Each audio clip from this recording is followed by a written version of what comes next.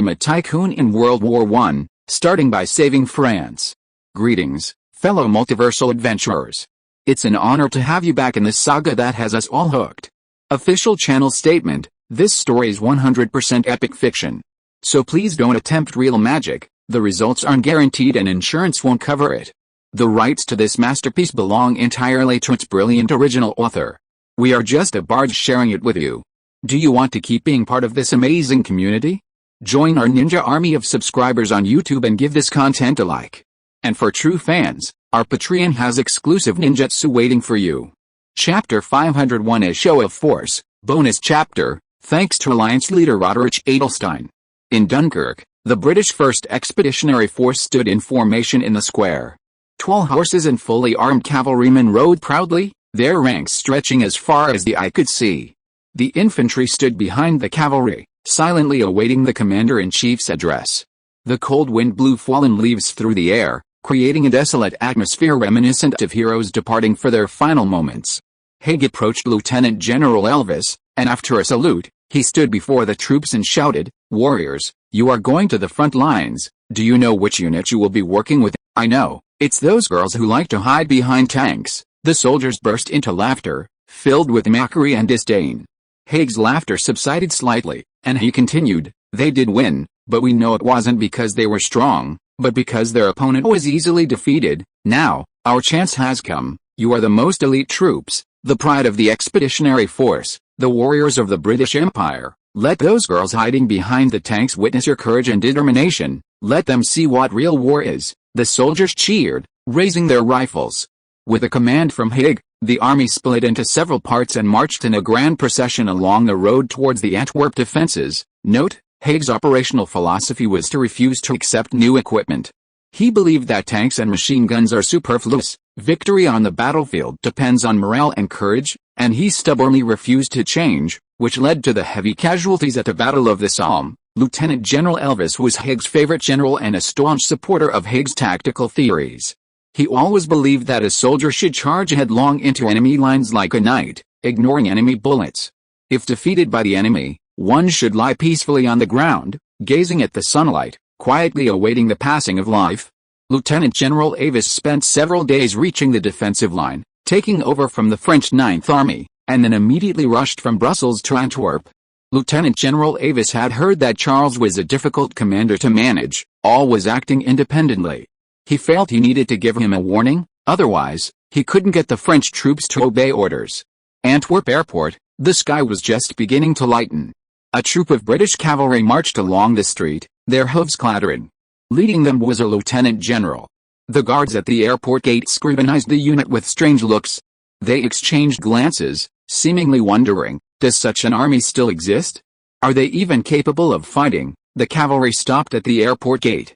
A colonel rode forward and shouted in a commanding tone in French to the guards, "Tell your commander that General Avis has come to inspect," but the guards did not move. The colonel called again, his eyes filled with anger and confusion. Were they deaf? "Excuse me, Colonel," the guard said, flashing his uniform and replying in Dutch, "We are Belgians, we don't understand what you're saying." Only then did the colonel notice that the two guards in front of the airport were wearing Belgian uniforms.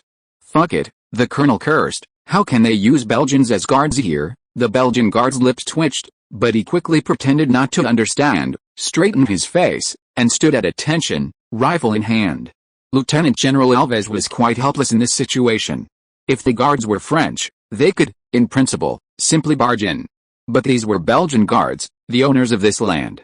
Forcing their way into Belgian-controlled territory would be untenable both legally and in terms of public opinion. "Does anyone speak Dutch?" a frustrated Lieutenant General Alves asked, turning to him. A cavalry lieutenant stepped forward. "I know a little, General." Lieutenant General Avis nodded. "Ask them about the situation and have them report it." "Yes, General." The cavalry lieutenant stepped forward and tried to communicate with the guard in broken Dutch. The guard finally understood, but still failed and was not allowed to enter. The cavalry lieutenant returned dejectedly and reported to Lieutenant General Avis, "General, they said they are only responsible for guarding, not for reporting, because the French don't understand Dutch either." "Then how are we supposed to get in?" Lieutenant General Avis asked. "They said," the cavalry lieutenant said with difficulty, We need the King's Pass. Lieutenant General Avis looked at the lieutenant in disbelief. A King's Pass was needed to enter the airport? The cavalry lieutenant understood Lieutenant General Avis's confusion and replied, "Yes, General. They said this is a military stronghold, and not just anyone can enter." That seemed to make sense, Lieutenant General Avis thought. He had heard that the French had deployed their most advanced fighter jets here, and they were worried about leaking secrets. Cowardly Frenchmen, Lieutenant General Avis grumbled, turning to order, "Art, go to the King's estate." "Yes, General." A major stepped forward, accompanied by 2 guards, and rode towards the King's estate. Suddenly, a fighter jet roared overhead, startling the horses and throwing them off. He scrambled to his feet, peering over the gate into the airfield, hoping to spot some French soldiers to report to. But he was disappointed. Only a few figures were visible in the distance near the hangars. The others were probably still asleep. "All of you, listen up," Lieutenant General Avis gritted his teeth and ordered, "Dismount and rest." The cavalrymen quickly dismounted and spread out along the street, securing their horses to prevent further fright. Soon after, Major Art returned. Lieutenant General Avis, who was eating dry bread with cold water, thought the problem was solved and hurriedly handed his food to his orderly before getting up. However, Major Art told him something that infuriated him. "General, they say His Majesty the King is at the airport. Last night, His Majesty and Colonel Eden were at the airport discussing mine-laying with Charles." Lieutenant General Elvis's eyes darkened. He glared angrily at the guards at the door. "These bastards. They knew the king was at the airport, yet they said nothing." The cavalry lieutenant acting as translator quickly stepped forward to question him, only to be told, "General, they said we didn't ask." Lieutenant General Elvis nearly coughed up blood. His chest heaved violently as he repeatedly told himself, "Mind your manners. We are knights, gentlemen." It took Lieutenant General Elvis a while to calm down, though his face was somewhat pale. He gestured with his chin to the cavalry lieutenant, "Tell them to inform His Majesty the King that we are right outside." This time, the guards finally moved. Chapter 502 Enemies and Friends. All of this was not Charles's idea, but rather Albert I's deliberate arrangement. He received the telegram appointing the Allied commander around the same time as Charles. At that time, he was enjoying afternoon tea with Colonel Eden at the estate, excitedly discussing the cooperation between the St. Etienne and FN arsenals. "God, why didn't I think of this?" Albert I excitedly opened a glass of champagne and personally poured one for Colonel Eden. "I should have facilitated the cooperation between these 2 arsenals long ago." Fortunately, they reached an agreement themselves. Colonel Eden, flattered, rose to accept the glass, expressed his gratitude, and agreed, "Yes, this will not only deepen Charles's presence in Belgium, but also further enhance our army's equipment." "Further enhance our equipment?" Albert I, holding the bottle, paused, taken aback. "Of course, Your Majesty," Colonel Eden replied. "If the cooperation between the 2 arsenals is further strengthened, FN Arsenal will certainly have a better chance of obtaining production rights for any new equipment Charles may acquire in the future." Albert I suddenly realized, exclaiming "Aha," and nodding repeatedly with delight. "That's right, Colonel, I hadn't thought of that. It's indeed a good thing. Very, very, very good." He raised his glass and lightly clinked it against Colonel Eden's. "This is worth celebrating. I'm even thinking of setting an anniversary for today.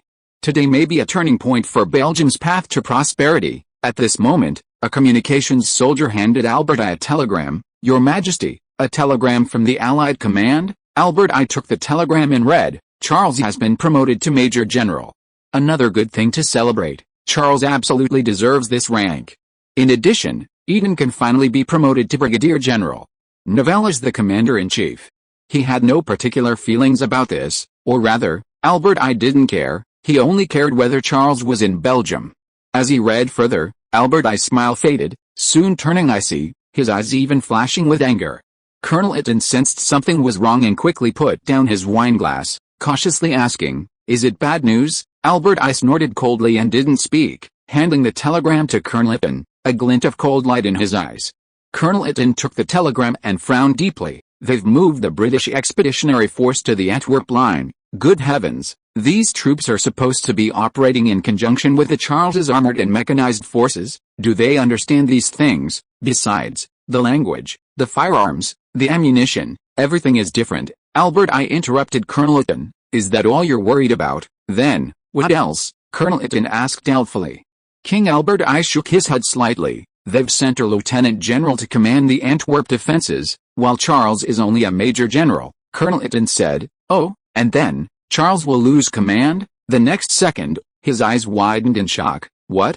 Charles will lose command? The British will command us in battle? Then our fortified defense system. That's not all, Colonel, King Albert I said coldly. It's a conspiracy. The British don't want to see France rise again. They don't want to see Belgium fully side with France. They're trying to diminish Charles's achievements, even drag him into the mire. Colonel Eaton suddenly realized. This is a conspiracy against Charles, and perhaps the pro-British Nivelle becoming commander-in-chief is also part of it. Everyone knew that Nivelle became commander-in-chief with the help of the British, and Colonel Eaton was no exception. Colonel Eaton then asked doubtfully, but will the French allow the British to target Charles like this? Albert I chuckled lightly, his tone laced with sarcasm. That's exactly what France wants, Colonel, or more precisely, what the French Parliament and its generals want. Colonel Eaton, unfamiliar with politics, was instantly bewildered. The British wanted to deal with a French hero, and the French Parliament and military not only wouldn't help, but would actually welcome it? This didn't make sense. Colonel Eaton looked at Albert I with suspicion. Albert I seemed to see through Colonel Eaton's thoughts, and he slowly analyzed. Charles' achievements are too dazzling, Colonel, dazzling enough to overshadow all the other generals. Charles has therefore become an obstacle to their promotions, Colonel Eaton said. Oh, and nodded slightly in agreement. Aside from Gallieni, who was a staunch supporter of Charles, everyone else held tactical views different from his. They were either offensive or defensive, including Foch. Charles, on the other hand, was an adaptable man.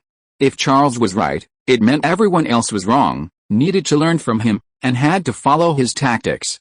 This was something the old generals of France couldn't tolerate. It meant overturning their decades-long military theories and submitting to an 18-year-old. But, Colonel Eaton asked again, what about Parliament? Parliament doesn't have such a conflict, Your Majesty, and they even sided with Charles in getting rid of Joffre. Albert I scoffed dismissively. They sided with Charles because they know Joffre is finished, but that doesn't mean Parliament supports Charles. You don't understand, Colonel. Parliament never wants a powerful figure in the military. Colonel Eaton instantly understood, his mouth agape for a long time. The French system was designed to prevent the rise of military dictatorship, and Charles currently enjoys a good reputation both in the military and among the people, especially in the army, where every rank-and-file soldier supports him. If one day Charles were to wave to his soldiers and shout, "Soldiers, the time has come to liberate France," the soldiers would unhesitatingly follow him into Parliament and dissolve it, and the French people would cheer loudly. Moreover, Charles also has his own power base in Parliament, and this power is growing stronger every day. All of this makes the other members of Parliament extremely anxious and uneasy. Colonel Eaton even thinks that the only reason Charles hasn't been sent to prison and the guillotine on some crime is because there is another formidable enemy on the other side, Germany. I didn't expect this. Colonel Eaton was somewhat flustered. This is too unexpected. Charles' enemies are everywhere. No, Albert I objected. His friends are everywhere, Colonel. The French people, the Belgian people, and us. It is precisely because he has so many friends that Parliament is wary of him. Colonel Eaton nodded firmly. Yes, we will always stand with Charles, without a doubt. Chapter 503 Guard Force. Previously, Albert I might have chosen to side with Britain. After all, Britain was the most powerful country in the world, and its interests aligned with France's. Both wanted to weaken and suppress Charles. As King of Belgium, Albert I, a king who needed the Allied power to restore his kingdom, should have stood with the Allies politically, militarily, and in terms of public opinion. However, after Charles infiltrated Antwerp in just one day and captured hundreds of thousands of German soldiers, Albert I realized one thing: the most important thing was Charles. Britain, France, Russia, Italy, all were being soundly defeated by the Germans, and the front lines hadn't changed for a year. Charles, with only 20,000 men, achieved a decisive victory in just one day. Good heavens, Charles's forces might only have equal to the casualties of the Allied forces in a single day of their offensive, yet Charles had won. The disparity was so great that he wondered if it wasn't real, but a beautiful lie woven by Charles and the Germans. But this is the truth, a stark reality unfolding in Belgium. And these shameless generals, faced with the facts, still refuse to bow their noble heads. clinging to their so-called offensive theory or defensive theory, outdated, foolish, unrepentant. If Albert I had to choose between Charles and the Allies, he would choose Charles without hesitation, even if it were just Charles alone. All the Allied generals combined wouldn't be worthy to carry Charles's shoes. Albert I sometimes thought, if Charles were willing, he could let Charles lead the Belgian army, and Belgium could become an impregnable fortress, even sandwiched between Britain, France, and Germany. Albert I firmly believed that Charles's military theories were correct, unmatched by anyone. Colonel Eaton was highly valued by Albert I precisely because he was also a fan of Charles and shared unwavering faith in his military theories. Suddenly, Albert I raised an eyebrow and asked Colonel Eaton, "Should we form a special force?" "A special force?" Colonel Eaton looked bewildered. What had made His Majesty have such a strange idea? "Yes, a special force," Albert I said. "Think about it, Colonel. If the British Army cannot coordinate with the Charles forces will face the predicament of having only armored and mechanized units but no infantry." Colonel Eaton suddenly realized, "Yes, we can form a force to coordinate with the Charles." "I don't know much about military affairs, Colonel," Albert I asked. "Do you think this is reasonable and realistic?" "Of course it's reasonable," Colonel Eaton nodded repeatedly. "And very realistic. After all, we are a member of the Allied powers, and this is our country, our land. We have the right to decide who to coordinate with and who to fight alongside." "Well said," Albert I nodded heavily, a flash of anger in his eyes. "These guys, deploying troops on Belgian soil without even asking them, what do they take Belgium for?" This also stirred up a painful memory for Albert I. When he was in exile in England, those so-called gentlemen ignored him completely, showing no regard for Belgium's position, as if Belgium had already fallen. "The problem is," Colonel Eaton said with difficulty, "we might need 2 divisions. At least 2, one to cooperate with the armored forces, one with the mechanized forces, and preferably one as a reserve." "That's 60,000 men?" Albert I asked. "Can't we muster that many?" "No, Your Majesty," Colonel Eaton replied, "our forces already number over 500,000. However, Colonel Eaton's expression turned somewhat awkward. Albert I instantly understood. "Is it a matter of quality?" "Yes," Colonel Eaton nodded with difficulty. "We might have no problem cooperating with the Allies in guerrilla warfare, but now we have to cooperate with the Charles forces, and I'm worried there will be problems, but in any case, it's much better than the British cooperating with the Charles, Colonel," Albert I said. Colonel Eaton did not object. The British were deliberately sabotaging the Belgian army. Such a situation was impossible. King Albert I then said, "Think about it, what would happen next if things went as we suspect?" Colonel Eaton considered for a moment, then slowly replied, "Charles might lose the battle, his reputation would be damaged," and then, he suddenly looked up at King Albert I, his eyes wide with surprise, and exclaimed, "Charles! Charles might be transferred out of Belgium." "Yes, King Albert I replied, "that's one of their goals. The British don't want Belgium to side with Charles, to side with France. They want to keep us under their control and make us obedient. Therefore, they must find an excuse to transfer Charles." King Albert I tapped his fingers on the table, making a clicking sound. "We must not let that happen. It's not just a matter of reclaiming territory, but also a matter of sovereignty and development. Charles is everything to Belgium, Colonel." "Yes, Your Majesty," Colonel Eaton replied. "So," Albert I asked again, "the 3 divisions that will cooperate with the Charles." "I will find a way, Your Majesty," Colonel Eaton said. "I have an idea. We can spread the word that these 3 divisions are units fighting alongside the Charles." Albert I praised this idea. "Excellent idea. A large number of young men will eagerly volunteer." "Yes," Colonel Eaton explained, "if many people volunteer, we can select the best recruits and train them.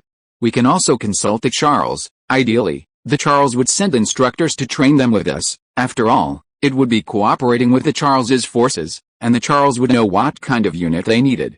"Right," Albert I stood up abruptly. "Go to the airport, Colonel.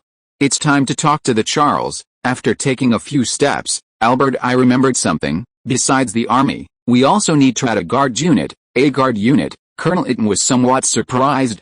"Adding guards at this time?"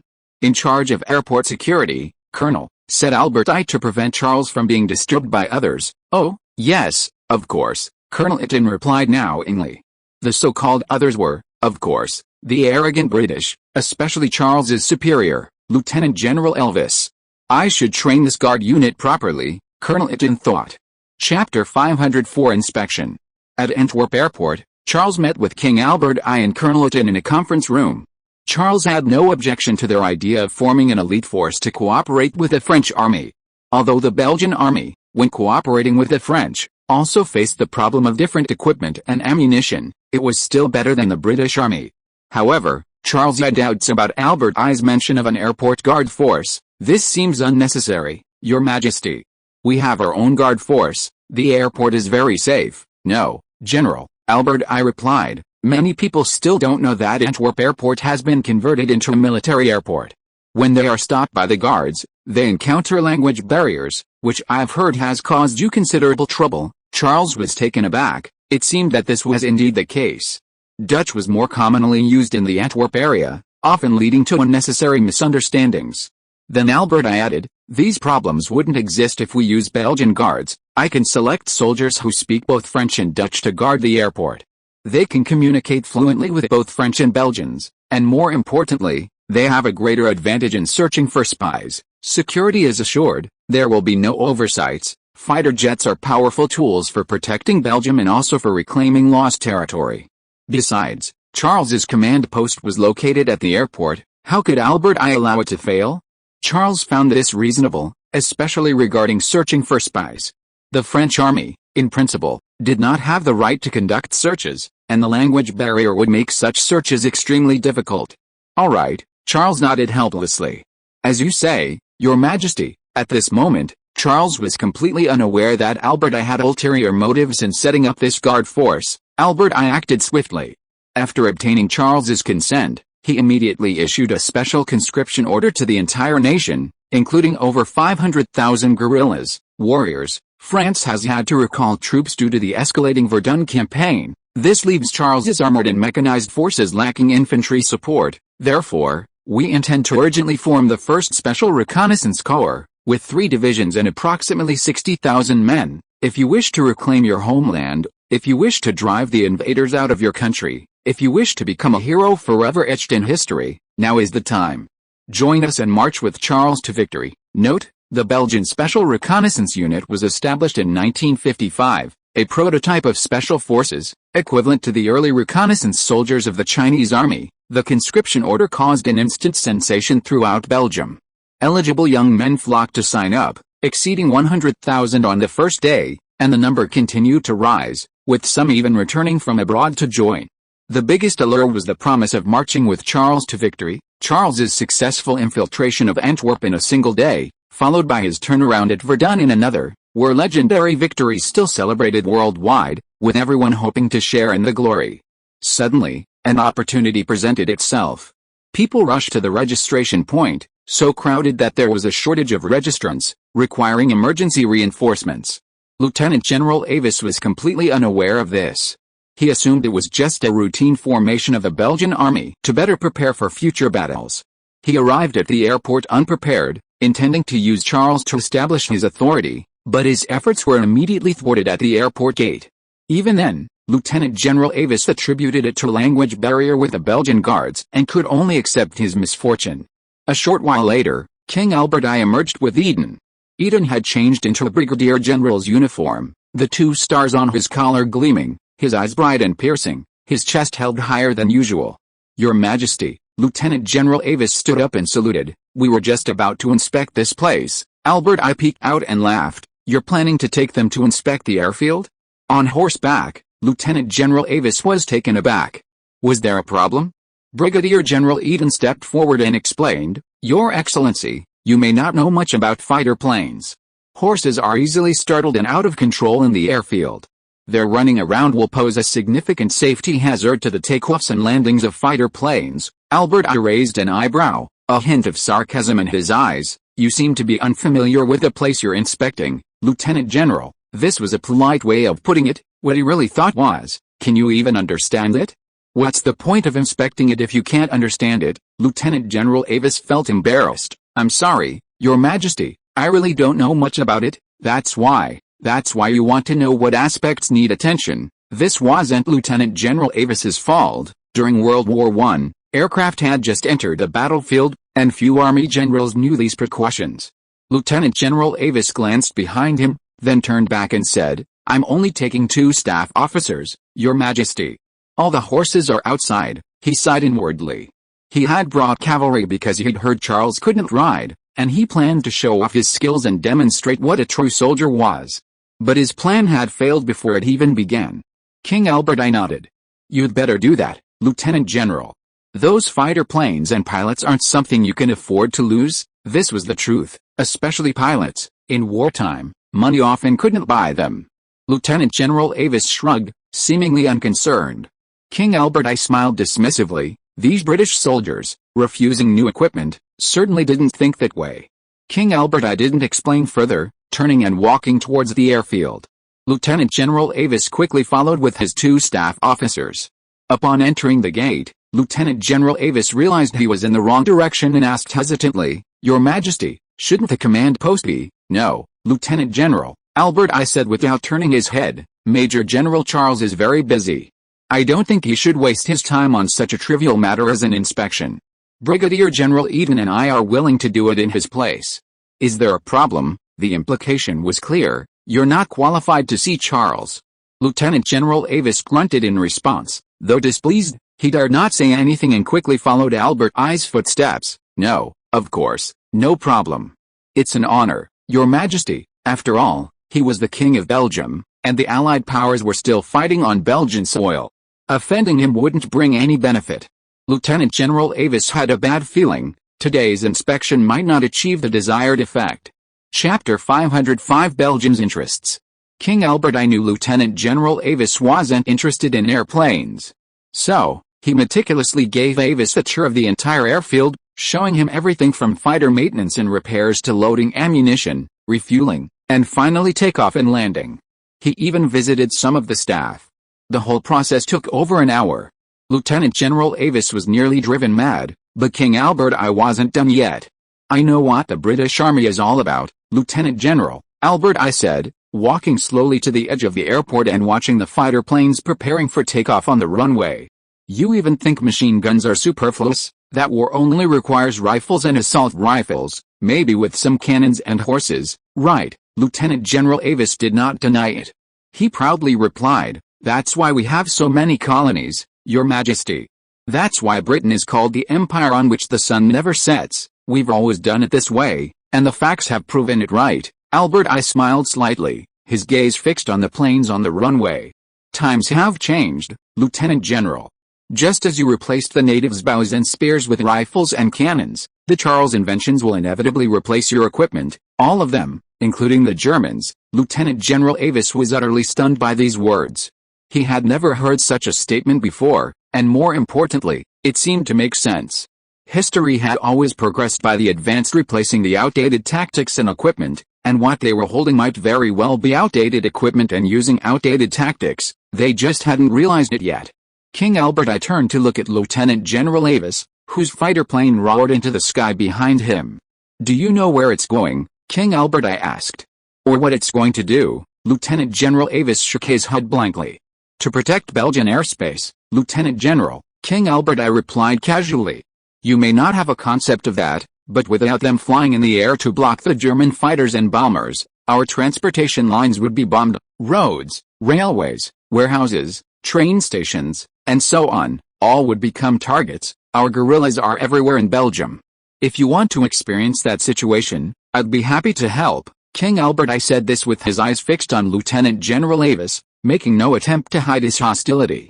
Lieutenant General Avis hurriedly explained, "No, Your Majesty, you misunderstand. We are allies, we are here to help you fight the Germans." King Albert laughed. "You make it sound like you can defeat the Germans." Lieutenant General Avis was speechless. The British Army had committed hundreds of thousands of troops to the Western Front but had achieved almost no victories. In the Battle of the Dardanelles, they had been soundly defeated by the Ottoman Empire, and their recent phased withdrawal had completely declared defeat. But Lieutenant General Avis was still unwilling to give up. "Perhaps we haven't achieved a dazzling victory, but without us, Belgium would certainly have failed." "Is that so?" King Albert I retorted. "When the Antwerp defenses achieved a complete victory, the British had nothing to do with it." Then King Albert I said, "Oh, yes, you held off the Germans in the encirclement at Ypres, preventing them from escaping from the other side. Lieutenant General Avis felt humiliated.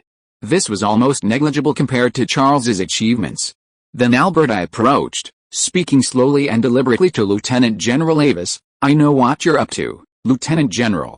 You can't fool me. I'm certain of one thing. Charles is the only one who can defeat the Germans and bring freedom to Belgium. Anyone who wants to harm Charles is my enemy, and an enemy of Belgium. Understand? Lieutenant General Avis swallowed hard. Understood, Your Majesty. It's not what you think. Very good. Albert I didn't give Lieutenant General Avis a chance to explain. He turned and walked towards the command post. Now, we can go see Major General Charles. After a few steps, Albert I turned back and instructed, remember what I just said. It's best to relay it to General Haig. I will, Lieutenant General Avis replied helplessly. He trusted Albert I to do so, because it was in Belgium's national interest. General Haig and everyone else seemed to have overlooked this point. When Charles's abilities reached a level that could determine Belgium's fate, Belgium would protect Charles's interests at all costs, even at the cost of offending Britain. British politicians and generals, however, assumed that Belgium would be grateful if Britain could station troops on Belgian soil. They didn't realize that Belgium didn't welcome the British at all. More precisely, they didn't welcome the British who came with the aim of suppressing and weakening Charles. Airport Command Post. Charles didn't even know Lieutenant General Avis had arrived. He was eating breakfast while discussing the defense of the Antwerp line with Tycoon, referring to a map. Tycoon expressed his confusion. Shouldn't we be considering an offensive? Germany has concentrated its forces and artillery in the Verdun direction, leaving other positions vulnerable. I think this is our opportunity to attack, Major General. The enemy doesn't have enough troops to counterattack, Charles replied casually. If Army Group North were cooperating with us, an offensive might not be a problem, but now it's the British. Tycoon shrugged, not understanding the difference. General, Charles explained, the British won't put their armored and mechanized units in the main attack position, because that would steal their thunder. Tycoon looked at Charles with skepticism. You mean, they might leave their armored and mechanized units unused? No, Charles shook his head. They might order us to attack a fortress. The frontal breakthrough will be handled by the British Army. That's how they demonstrate their dominance. Tycoon was speechless for a moment. This was putting the cart before the horse. Armored and mechanized units should be positioned in easily breached locations to quickly create gaps and rapidly advance, not used as mobile artillery for siege warfare. No, they won't do that. Tycoon shook his head. Charles didn't answer. In the grand scheme of things, the British might do that, but if the British had any sense of the bigger picture and wanted to win a battle, they should give the French army enough freedom. At this moment, Albert I entered with several British officers. Charles was almost startled when he saw the rank of the leading officer. Lieutenant General? The Lieutenant General Elvis mentioned in the telegram? If you are listening to this novel on a channel other than Fanfic World, it means it was downloaded and re-uploaded without effort. We warmly invite you to visit our channel, Fanfic World. There you will find the original version of this story and many other novels of various genres. We look forward to seeing you dive into a world of incredible novels. Chapter 506 Rifle Design. Charles expected Lieutenant General Avis to show off his power, or at least give a perfunctory lecture, but surprisingly, nothing happened. When Charles and Tycoon stepped forward to salute him, Lieutenant General Avis casually returned the salute, saying expressionlessly, I've already inspected the airport with His Majesty. You did a great job. The battlefield needs excellent commanders like you. Keep up the good work, and in the not-too-distant future, the Germans will be crushed under our feet. Lieutenant General Avis exchanged a few more perfunctory pleasantries with the two men, then slunk away before even finishing his coffee. Charles looked at Albert I suspiciously. This must be his doing. Albert I shrugged, looking innocent. It has nothing to do with me, Major General. I just told him this is Belgium, and perhaps he realized that. Charles rolled his eyes. That was an admission. Tycoon, recalling Albert I's recent formation of the 1st Special Reconnaissance Corps and Airport Guard, understood the situation. He chuckled at Albert I. Why do I think this is a conspiracy, Your Majesty?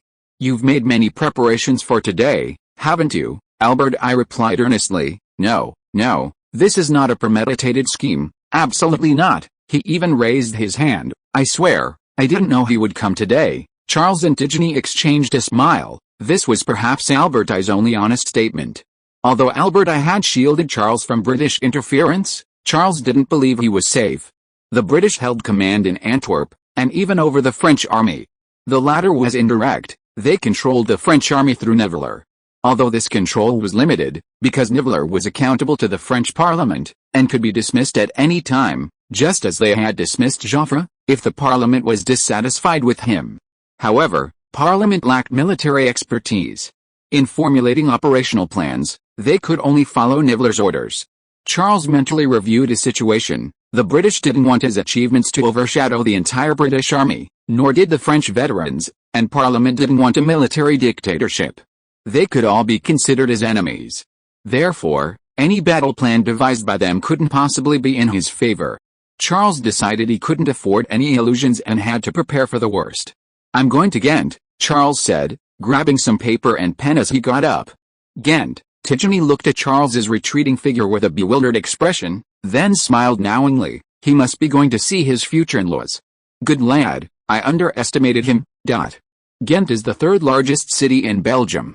Its name derives from the Celtic word Ganda, meaning confluence of rivers. The Scheldt and Less rivers meet here, and its convenient transportation made it a wealthy trading city. The image above shows buildings in Ghent. The FN Arsenal is located a few kilometers south of Antwerp Road, on the eastern outskirts of Ghent, near the Darmport train station. Browning had a separate laboratory within the arsenal. Dominic was surprised to find that Browning's laboratory was far more rudimentary than his own. Many of the devices were manual and quite outdated, and he had only a handful of assistants, perhaps a dozen or so. Perhaps sensing the strange look in Dominic's eyes, Browning said coldly, "Firearms design doesn't rely on mechanics, it relies on ideas and analysis." He pointed to his head, adding, "Without ideas, even the most advanced machinery is futile." Dominic nodded. He understood this deeply. Browning casually hung his coat and hat on a hanger, sat down at his desk, picked up a piece of paper, and began to draw. As he drew, he said, "I know who you are, Steed's youngest son, and likely the future heir to the St. Etienne arsenal, but I only hope you understand one thing. The moment you stepped into the laboratory, you were nobody, just my assistant, understand?" Browning paused, looking up at Dominic with a questioning gaze. "Understood, sir," Dominic replied tremblingly. Browning seemed to sense Dominic's nervousness and reassured him, "Relax, we're designing firearms, not carrying them into battle." Several assistants around him laughed, making Dominic somewhat embarrassed. What Browning didn't know was that Dominic's nervousness stemmed from concerns about his ability to handle the job, not from the gun itself. After starting the design, Browning found himself in a predicament. His first consideration was whether he could modify the bar to meet the requirements of a semi-automatic rifle while maintaining compatibility with a bar and saving considerable time. However, he found that this approach wouldn't reduce the weight. The semi-automatic design could further shorten the barrel. The magazine capacity could be reduced appropriately, but by how much? 5 rounds? 8? Or 10? This was the most troublesome aspect of firearm design. Many things weren't imagined out of thin air. It needed to be combined with battlefield requirements, ultimately determined by the user, the soldier, experience on the battlefield. And all of this required a significant amount of time for testing, modification, feedback, more modification, and more testing. For now, he would focus on building a prototype. Browning sketched on paper as he pondered these questions. Dominic, familiarizing himself with the equipment with the other assistants, occasionally glanced at Browning's sketches as he passed by and couldn't help but interject, "Sir, if we want to reduce weight, I think we can eliminate the magazine." Browning paused, seemingly finding it reasonable. If the ammunition was limited to 10 rounds, why not use a double-stack internal magazine? Browning nodded slightly and immediately crossed the magazine off the sketch. At that moment, an assistant took the phone and hurried forward to report, "Sir, Charles is here. He says he wants to see you." Browning was taken aback. It's only been a few days. He doesn't think designing a completely new rifle is that easy, does he? Dominic sighed inwardly. "Sir, I don't think Charles is here for the gun. He's probably here to give us the design drawings." "What?" Browning stared at Dominic in shock. "You mean, Charles has already designed it?" Dominic nodded. "That's very likely." Browning laughed. "That's impossible. He doesn't even have a laboratory." "He's been commanding the army all along, sir," Dominic replied helplessly. "He designed the St. Etienne 2 machine gun under Duras and also proposed the concept of a submachine gun." A submachine gun? Dominic suddenly realized he had let something slip. At this time, submachine guns were still military secrets. Chapter 507 Former Minister of the Navy. Charles had originally intended to entrust a rifle design entirely to Dominic and Browning, a form of training and testing for Dominic. However, the impending crisis forced him to speed up the process. In the FN Arsenal conference room, Browning and Dominic huddled together, staring intently at the sketches before them. Browning's eyes widened as he scrutinized every detail, his expression complex, shifting between doubt and surprise. Occasionally, he would glance up at Charles, his eyes filled with disbelief. After a long while, Browning finally put down the sketches and exclaimed, "General, is this your design?" Charles nodded, "Drawn on the vehicle. It's not very accurate." This once again left Browning utterly astonished. Drawn on the vehicle? Antwerp was only 59 kilometers from Ghent. At a fast enough speed, it wouldn't take an hour. How could such a complex rifle be designed in an hour? The key point was that everything looked reasonable and perfect, like a mass-produced product finalized after countless tests and revisions. Browning was right. Charles provided the finalized design drawings for the mass-produced M1 Garand rifle. On the surface, this rifle didn't seem difficult to produce, but the key was that it was designed to replace bolt-action rifles, with almost every infantryman required to have one, resulting in a production run of millions. With such a large quantity, even a minor problem could lead to irreparable and enormous losses.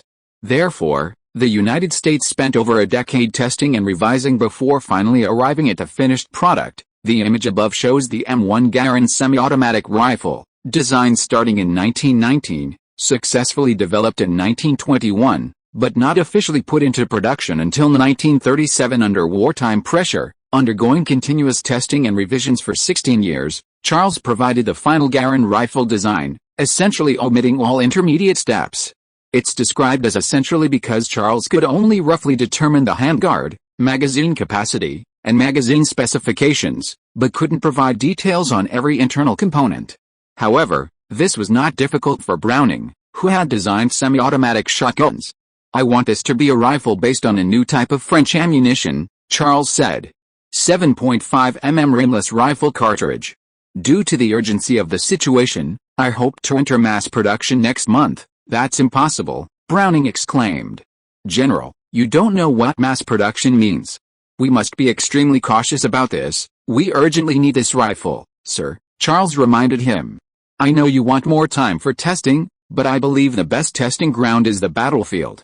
This is wartime. We can't expect to modify it before use as we do in peacetime. This is different from the situation in the U.S., which spent over a decade modifying it.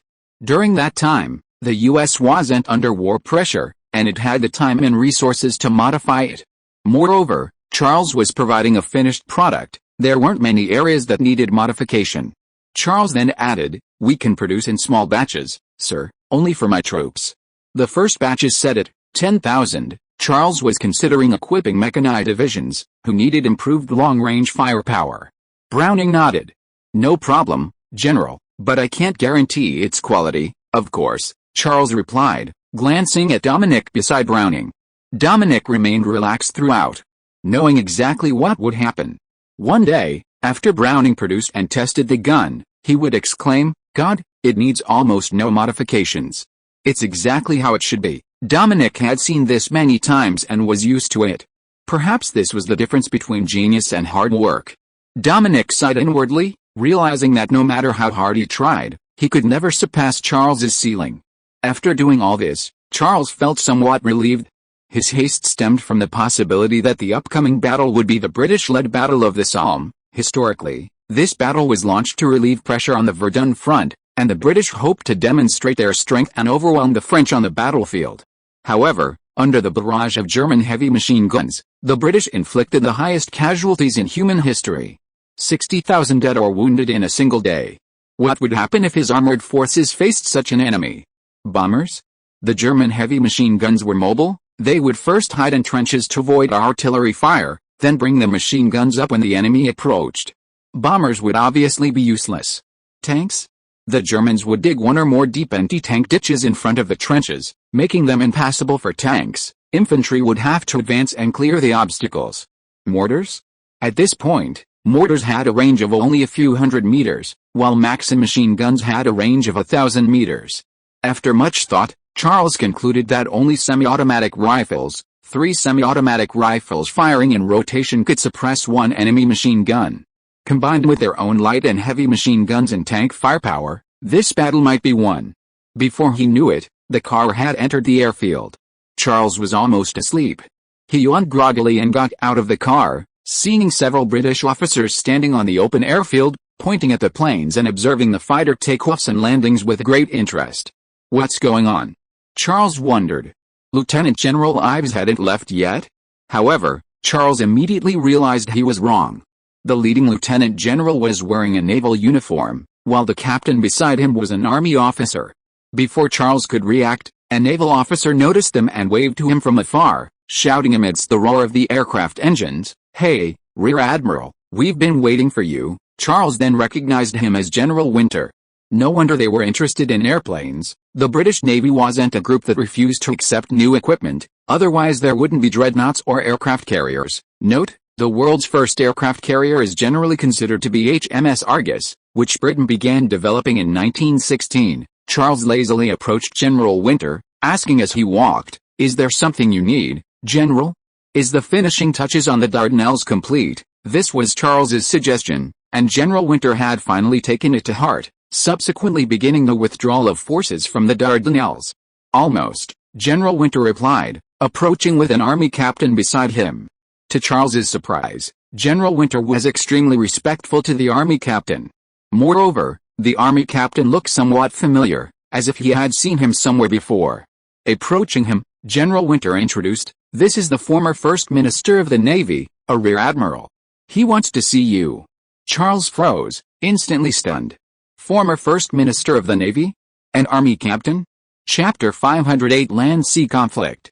Admiralty was there because of a promise he had made: "If the Dardanelles campaign is lost, I will go to the battlefield as a soldier with a rifle." He did indeed go to the battlefield as a soldier, but he didn't. He became the commander of the Royal Musketeers of Scotland, a unit primarily responsible for port security. The image above shows the First Lord of the Admiralty as commander of the Scottish Musketeers. As a seasoned politician, the First Lord of the Admiralty was very polite to Charles.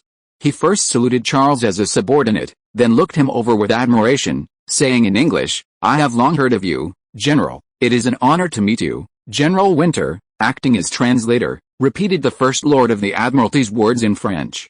Charles, however, made no attempt to hide his dislike for the First Lord of the Admiralty. "If your purpose in coming here is for the Camel fighter plane, you can rest assured, it will be delivered soon." Months earlier, Britain had exchanged 5 artillery production lines for the Camel fighter plane. Now that the artillery has successfully entered mass production, Britain will soon receive the Camel fighter jets. Charles's words were practically an invitation to leave, meaning they could go if there was nothing else. But the First Lord of the Admiralty shook his head. "No, General. Although the Camel fighter jets are very attractive, I'm here for other matters, some more important ones." Charles, helpless, could only lead them to the reception room on the first floor and instruct the orderly to prepare coffee. Charles intentionally left the First Lord of the Admiralty hanging, asking General Winter, "So, you've finally ended the Dardanelles campaign?" "Yes." General Winter glanced furtively at the First Lord of the Admiralty. The Dardanelles campaign was a major blunder for the First Lord of the Admiralty, and the reason he was now a captain was because of it. Charles's question was undoubtedly reopening old wounds. General Winter secretly gave Charles a look, his eyes pleading, asking him to hold back, even for the sake of a friend. Charles, however, pretended not to notice and continued, "A wise move, Lieutenant General. Continuing will only lead to more casualties and nothing more. You British have been very generous to the Allies, pushing the Ottoman Empire into their arms.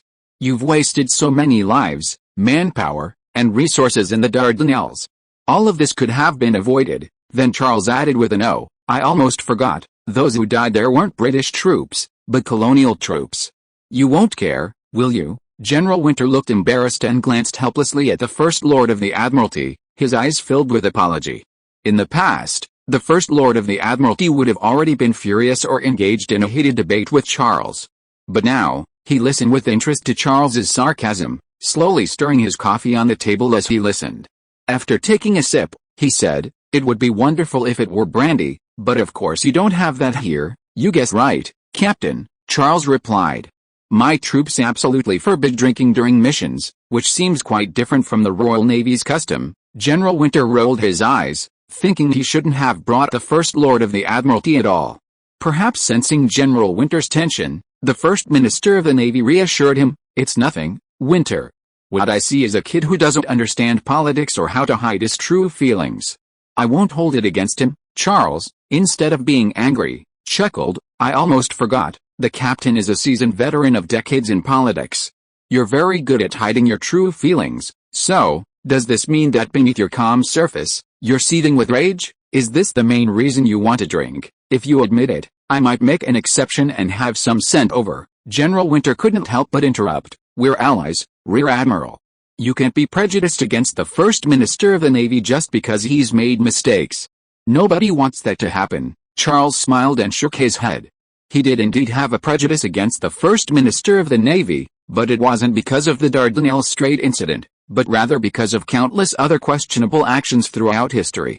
"Let me put it this way." Charles slammed his coffee down on the table, staring coldly at the Minister of the Navy, and said, "Politicians often say that nations only talk about interests. Our interests are different, which means we're destined to be adversaries. That means any empty pleasantries are useless, isn't it?" The Minister of the Navy nodded. "You could say that, then." Charles spread his hands. "Why don't we just talk it out? What are your purposes today? Or is there anything you need to exchange?" Charles thought of directional mines and landmines. But that didn't seem quite right. Those were army equipment, something the Navy had no need for. The Minister of the Navy met Charles's gaze. "The key point is that we have common interests, General. So, I'm here to discuss cooperation." Charles was taken aback, then laughed. "Unfortunately, I don't think we have any common interests, Captain. So there won't be any cooperation." The Minister of the Navy leaned back on the sofa, habitually reaching for the cigar in his pocket, but put it back before taking it out. Charles didn't smoke cigars, he would definitely refuse. The First Lord of the Admiralty raised an eyebrow and said, "In the past, your thinking would have been correct, but things are different now. I guess you've already felt the pressure from the British Army, am I right?" Charles was taken aback. He had always simply thought of the British as British, never imagining they could be divided into the British Navy and the Army. Thinking about it, it made sense. The French people could be divided into the commoners who supported Charles and the elites who opposed him, and Britain certainly had different factions as well. The First Lord of the Admiralty said slowly, "Britain has always been primarily a naval power, Your Excellency. It was the Navy that made it the empire on which the sun never sets. The Navy was the cornerstone of its security and strength, but now, that cornerstone is crumbling. The reason is inextricably linked to the defeat in the Dardanelles campaign. I think you understand." Charles nodded slightly. The Royal Navy, despite its best efforts, couldn't conquer the Ottoman Empire, which it had previously dismissed, while the Western Front was locked in a stalemate of land battles. Britain, France, Germany, Russia, and other major powers were all digging trenches and fighting with their armies, a stalemate that demonstrated the importance of the army. This can easily lead to the misconception that the Navy is no longer useful and that the Army will likely play a decisive role in the future. Chapter 509 Unrestricted Submarine Warfare. "Kitchener was prepared, General," said the First Lord of the Admiralty. "He's been waiting for this moment." Seeing Charles's confusion, the First Lord of the Admiralty further explained, "He supported my launching of the Dardanelles campaign." "It's a conspiracy, you mean? He knew all along that the Dardanelles campaign would be lost?" Charles was skeptical. "No," the First Lord of the Admiralty shook his head, "but winning the Dardanelles campaign wouldn't have much impact on the Army, while losing would be a major boon to the Army." Charles considered for a moment, then slowly nodded. The Dardanelles campaign involved the main force of the British Royal Navy plus hundreds of thousands of colonial troops against a weak Ottoman Empire. A victory was expected. A defeat would cause the British Royal Navy to lose face, and the focus would naturally shift to the Army. Furthermore, the First Lord of the Admiralty frowned, his face turning ashen. "While we were considering how to defeat the Ottoman Empire, Kitchener had already begun securing loans from the Americans." "American loans?" Charles was puzzled. Did this have anything to do with the war? The next second, he realized, supplies. Obtaining American loans meant access to supplies, and possessing supplies meant controlling the military and dominating the course of the war, not just the French army, but also the British.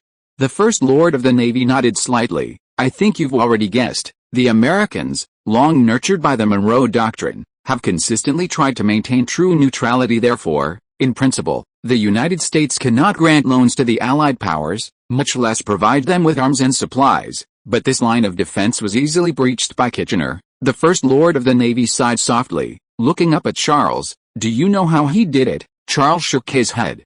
He realized his business intelligence was severely lacking. As a capitalist, and one about to enter the American market, he didn't even know this. He opened a breakthrough through American financial groups, the Secretary of the Navy said. A very clever move. The first $500 million arms deal paid a 2% commission to the Morgan Financial Group, a Jewish financial group, on Wall Street, which is $10 million. As long as they can close this deal, they can get this huge commission. The Secretary of the Navy shrugged. No one can resist the temptation of money, let alone capitalists who value money above all else. Charles smiled bitterly. He already knew this all too well. Needless to say, the capitalists would do their utmost to lobby the government and spread propaganda among the public. If the loan isn't agreed upon and this deal rejected, trade cannot take place, production will be restricted, and industry will stagnate. Then, labor and capital will become idle, finance will be chaotic, the working class will be unstable, and employment will decrease.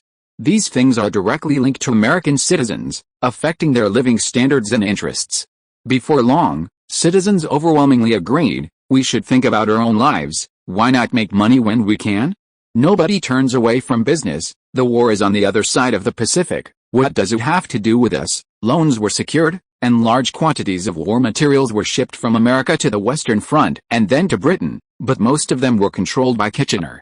The First Lord of the Admiralty continued, with ease, Kitchener doesn't need to care about the Navy or even Parliament. 2 months ago, the House of Commons rejected Kitchener's proposal to expand the Army, but Kitchener ignored it, ordering the recruitment of volunteers under the pretext of a wartime emergency, quickly expanding the Army to nearly 1 million men. You know what this will do for Kitchener? Seeing Charles's bewildered expression, General Winter added, Kitchener hopes the Army will lead to the final victory in this war, which will earn him enough political capital. Charles suddenly understood and began preparing for his prime ministerial campaign. The prestige of victory was one factor. The million-strong army and their families would also become voters. Charles looked at the prime minister. Isn't this one of the reasons you actively promoted the Dardanelles campaign? The prime minister readily admitted, why not if we can win? However, what he considered a sure victory ended in a crushing defeat, giving Kitchener an opening. The prime minister somewhat regretted not considering the young man's advice more carefully. Every word and assessment he made about the Dardanelles campaign was precise and accurate, proven correct in hindsight. This guy was practically a prophet. If only one of his predictions had been followed, this uncontrollable situation wouldn't have occurred. Charles considered for a moment, then said, I don't quite understand. What does this have to do with me? Of course it has to do with you, Major General. General Winter leaned forward. The British Army's rise to power allows them to control the French Army and order you to operate according to British plans, which will endanger you. I know all that, Charles interrupted General Winter. What I don't understand is the meaning of our cooperation. You want me to help the Royal Navy? Yes, the First Lord of the Admiralty nodded.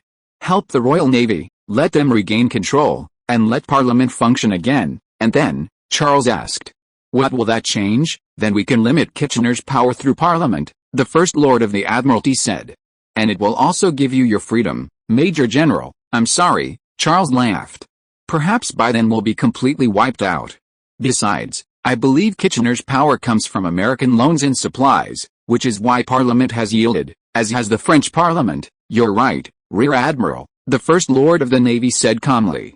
But not long ago, the Germans announced unrestricted submarine warfare, meaning they would indiscriminately attack merchant ships bound for Britain, including those from the United States. Note, the most well-known instance of German unrestricted submarine warfare was the one announced in 1917, but it was actually announced as early as 1915. However, due to concerns about triggering an anti-German wave in Europe and America, especially fearing American intervention, it was abolished at the end of that year. Charles suddenly understood the First Lord of the Navy's intention. If the Royal Navy could play a role in combating German submarines, then supplies would not be entirely controlled by Kitchener, and the Royal Navy's role could not be ignored. In fact, the Royal Navy might be the truly decisive military force. The First Lord of the Navy looked at Charles with expectant eyes. "I'm not sure if you can solve this problem." But General Winter said, "Nothing can stump you." Chapter 510 Two Conditions. First Minister of the Admiralty was both surprised and suspicious. "You seem to really have a solution." Admiral Winter remained calm, always believing there was no problem Charles couldn't solve. Then, as if struck by a thought, the First Minister of the Admiralty relaxed and said, "If the solution is depth charges, then you might be disappointed. Their effectiveness isn't as great as you think." The First Minister of the Admiralty quickly stopped speaking, glancing at Charles while only slightly relieved to see no reaction. Since Charles used depth charges in the Dardanelles, the British Navy had copied them and deployed them in combat. Their biggest drawback was the inability to see underwater submarines. Bombing was entirely based on guesswork, resulting in an extremely low kill rate. Charles knew of the British's shameless copying, but he didn't intend to pursue the matter. Depth charges were too simple, just a delayed action fuse and explosives, without any technological barriers. The innovation wasn't the bomb itself, but using it against submarines. This made it extremely difficult to assert his rights, especially in transnational operations during wartime. Sonar is different. It's a device that uses the reflection of sound waves to detect targets. At this time, it was still high technology, and it wouldn't be possible to catch up in just a few years. Thinking this, Charles nodded and said, "I know about the depth charges, Lieutenant, but if we know the location and even the depth of the enemy submarine, then using depth charges would be a different story." The Prime Minister of the Navy laughed. "That's the key point, Rear Admiral. We have no way of knowing." Before he could finish speaking, the Prime Minister of the Navy's smile froze on his face. He suddenly understood what Charles meant. "You don't know the submarine's location and depth, do you?" Even General Winter looked at Charles with a questioning gaze. "Submarines are in the water. They usually submerge at depths of tens of meters. To see them, or even know their depth, is simply a pipe dream."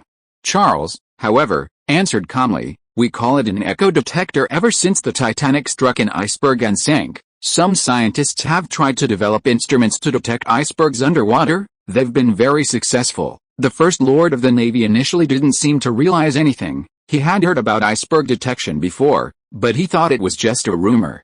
Then he suddenly realized something, jumped up from the sofa, and exclaimed excitedly, "You mean, you modified this instrument?" Modified it into a device for detecting submarines." General Winter stared at Charles in astonishment. This did indeed seem like a feasible method.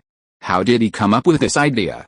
To be precise, it wasn't me. Charles remained calm.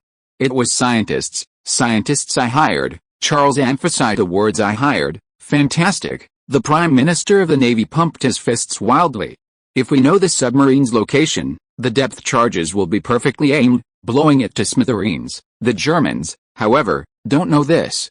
They might just sit on the seabed waiting for us to leave, completely unaware that they've become our target. The Navy is back to its rightful place. This is a groundbreaking achievement, one of the greatest inventions of mankind. It was practically designed for us.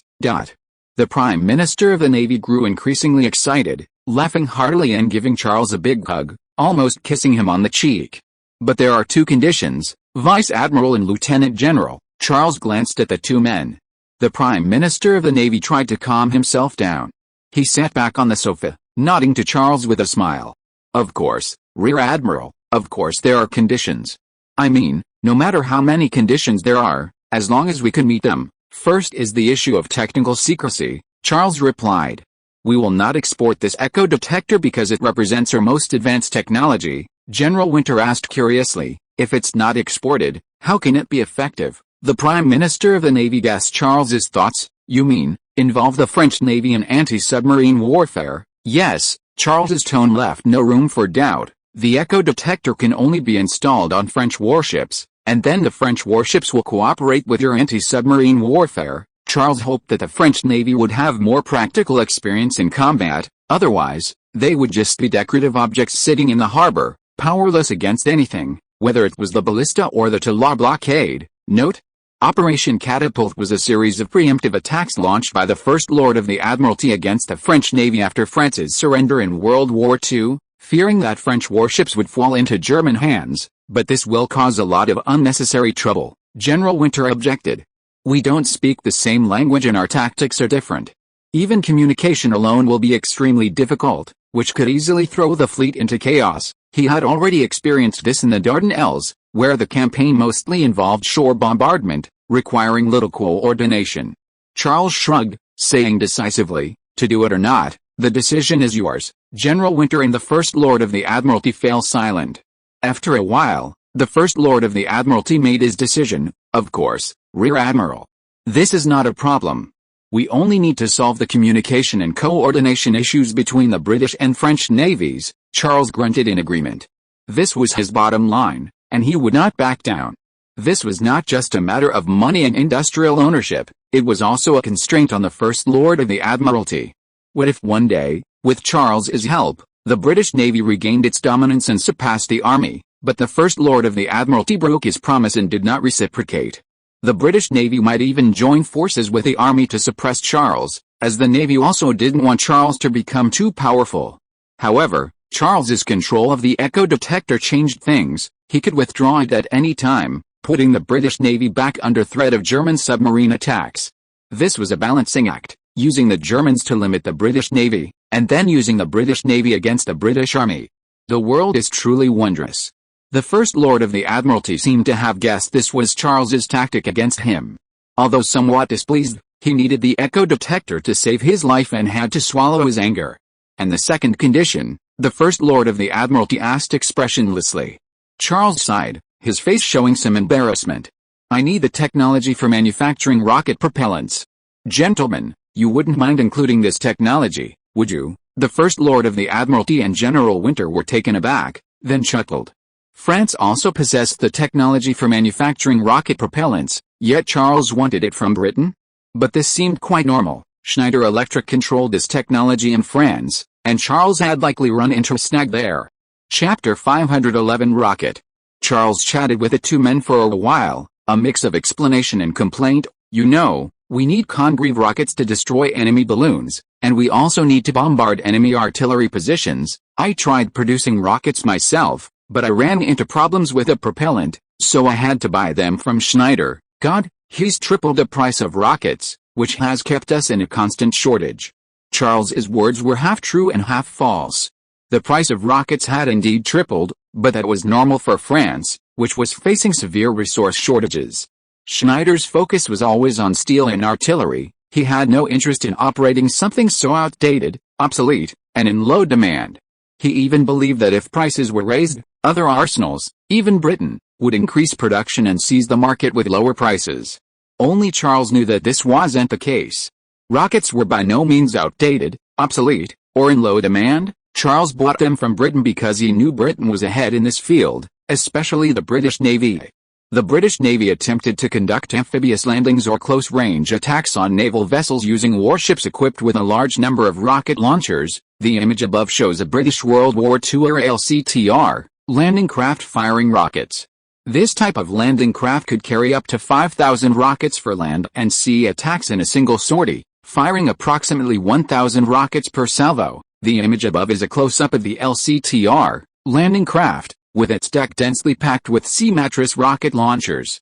This method of warfare was extremely dangerous. A single hit could cause all the rockets to detonate, which may have been the main reason for its rapid obsolescence. British rocket artillery developed from the sea mattress to the land mattress, and the British consistently sought to improve the accuracy of their rockets by refining the propellant. Their technology was more advanced, safer, and more suitable for mass production than Schneider's. Note, the production of old-style rocket propellant requires repeated rolling of the semi-liquid, semi-solid propellant at a certain temperature to make it uniform. This process is prone to explosion and unsuitable for mass production. Charles is now precisely positioned, easily purchasing technology from Britain and surpassing Schneider in one fell swoop. Of course, Charles won't let others see how much he wants it. This isn't a hard and fast rule, Charles added. I know many countries have this technology, it just costs money. If you're not willing, I can offer another condition. The key is another condition. No, the First Lord of the Admiralty interrupted Charles. Regarding propellant technology, we can even include rockets under development as a bonus. Although the British Navy has invested heavily in rocket artillery research and development, this project has proven to be doomed to failure. No matter how hard the researchers try, they can't improve its accuracy, and rockets without accuracy are worthless. Using a failed, Soon to be obsolete technology as a negotiating condition is perfect, because nothing is cheaper. Really?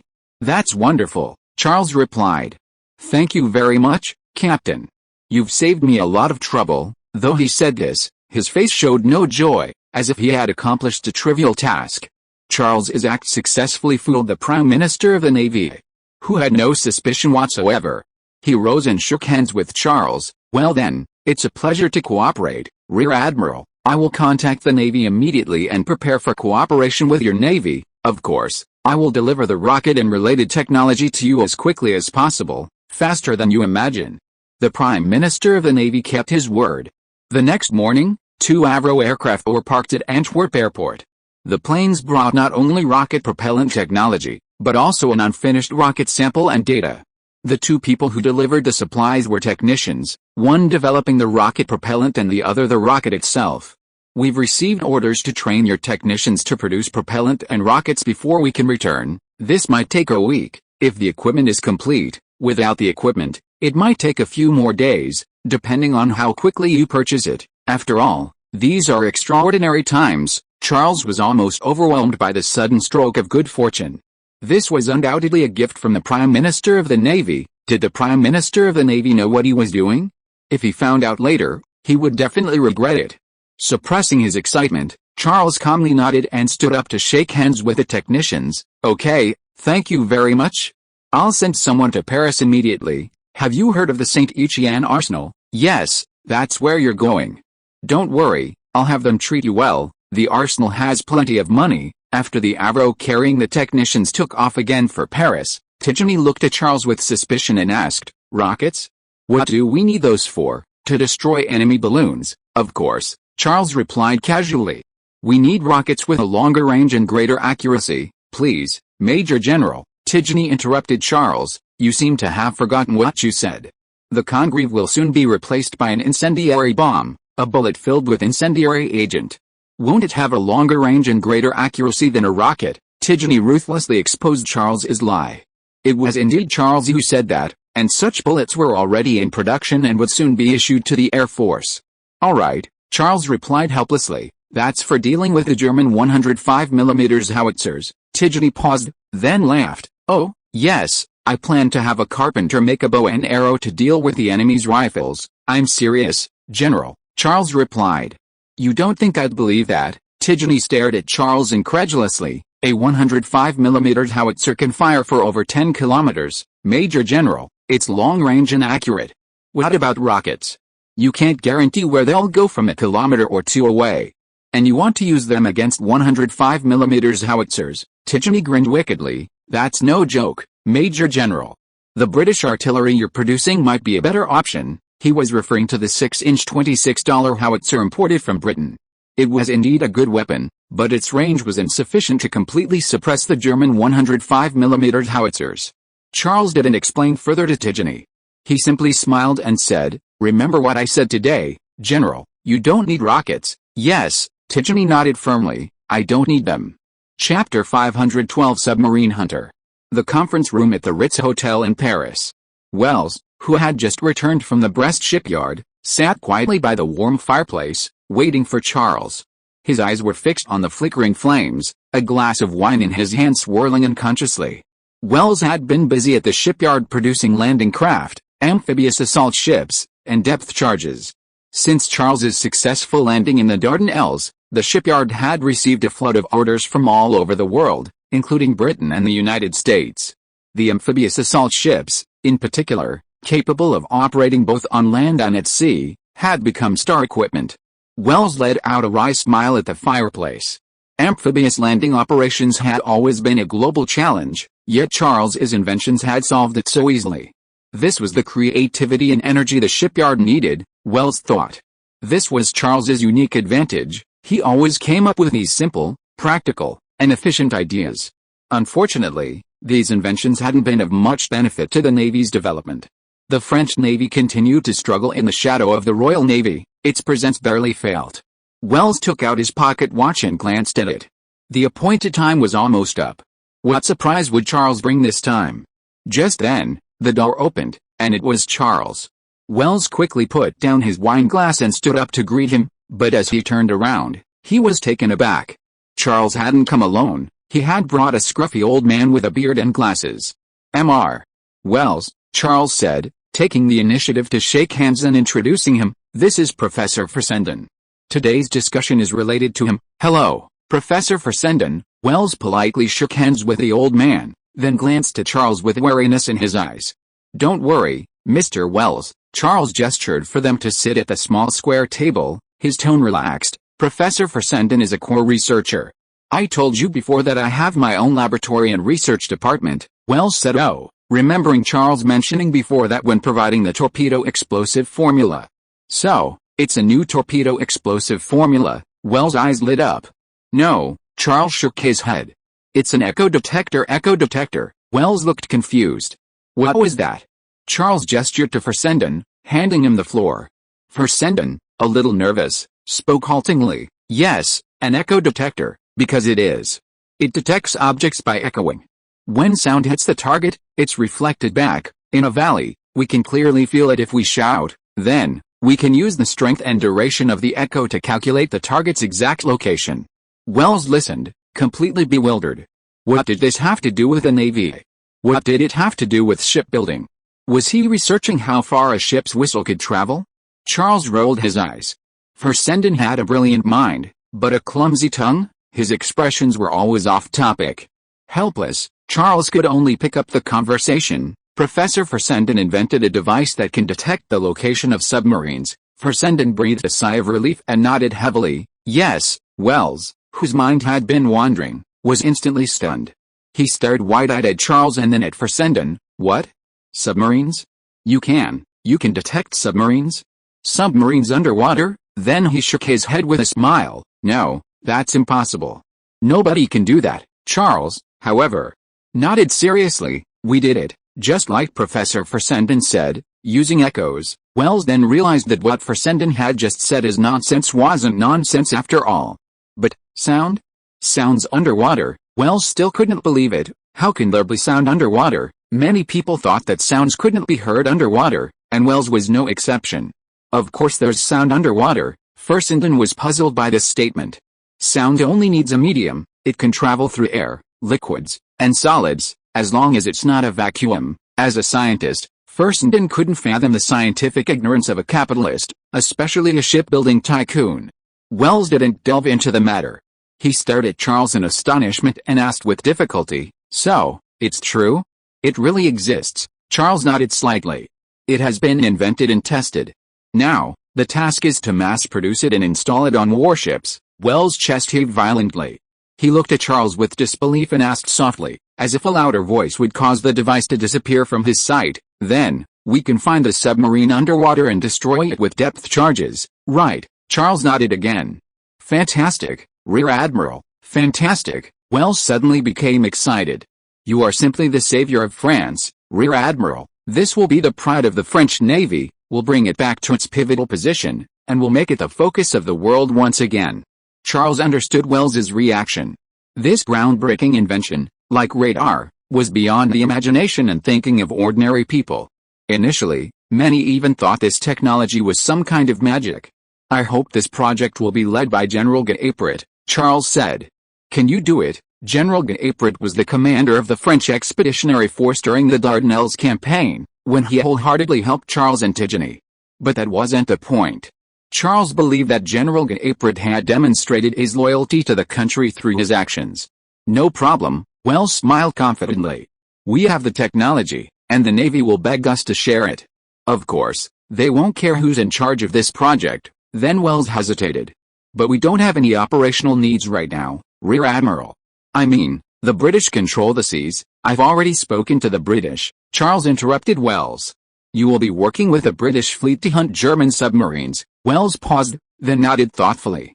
Yes, only by participating can we avoid being marginalized, maintain our combat effectiveness, and demonstrate our strength to everyone. This is the first step for the French Navy to become powerful. Charles inwardly praised Wells. He had a rather good strategic vision, at least better than Tigny, who is always thinking about the art of war. Charles concluded the discussion with a few words. Professor Fessenden will come to the shipyard to help you install the echo detector and be responsible for personnel training. In addition, I think this equipment is more suitable for destroyers. Destroyers have faster speeds and are cheaper to build, making them undoubtedly the best choice for anti-submarine warfare. If you are listening to this novel on a channel other than Fanfic World, it means it was downloaded and re-uploaded without effort. We warmly invite you to visit our channel, Fanfic World. There you will find the original version of this story and many other novels of various genres. We look forward to seeing you dive into a world of incredible novels. Chapter 513 Guerrilla Artifact. Wells and Fessenden had just left when Steed entered the meeting room. In fact, Wells and Steed had met in the corridor, exchanging only a slight nod without saying much. This was an unspoken understanding. They usually acted as strangers, even hostile, yet they both supported Charles, which made them more persuasive in Parliament. Furthermore, they needed to maintain their distance from Ormond, not only because he was right-wing, but also because he was a royalist. At this time, the French public generally considered the restoration of the monarchy a backward and regressive idea, and many were even hostile towards him. Note, Boulanger was criticized for secretly accepting royalist funding, a point capitalists seized upon to spread the narrative that Boulanger was a puppet supported by royalists whose ultimate goal was to restore the monarchy. The French public, accustomed to parliamentary systems and considering them advanced, wouldn't allow this to happen and thus abandoned Boulanger, even though he had done nothing or even thought of it. This was also why Charles never met with Armand, and occasionally even insulted him. It can only be said that the Parliament appears rosy on the surface, but beneath lies a hidden web of power struggles and power plays, with only the French citizens remaining oblivious.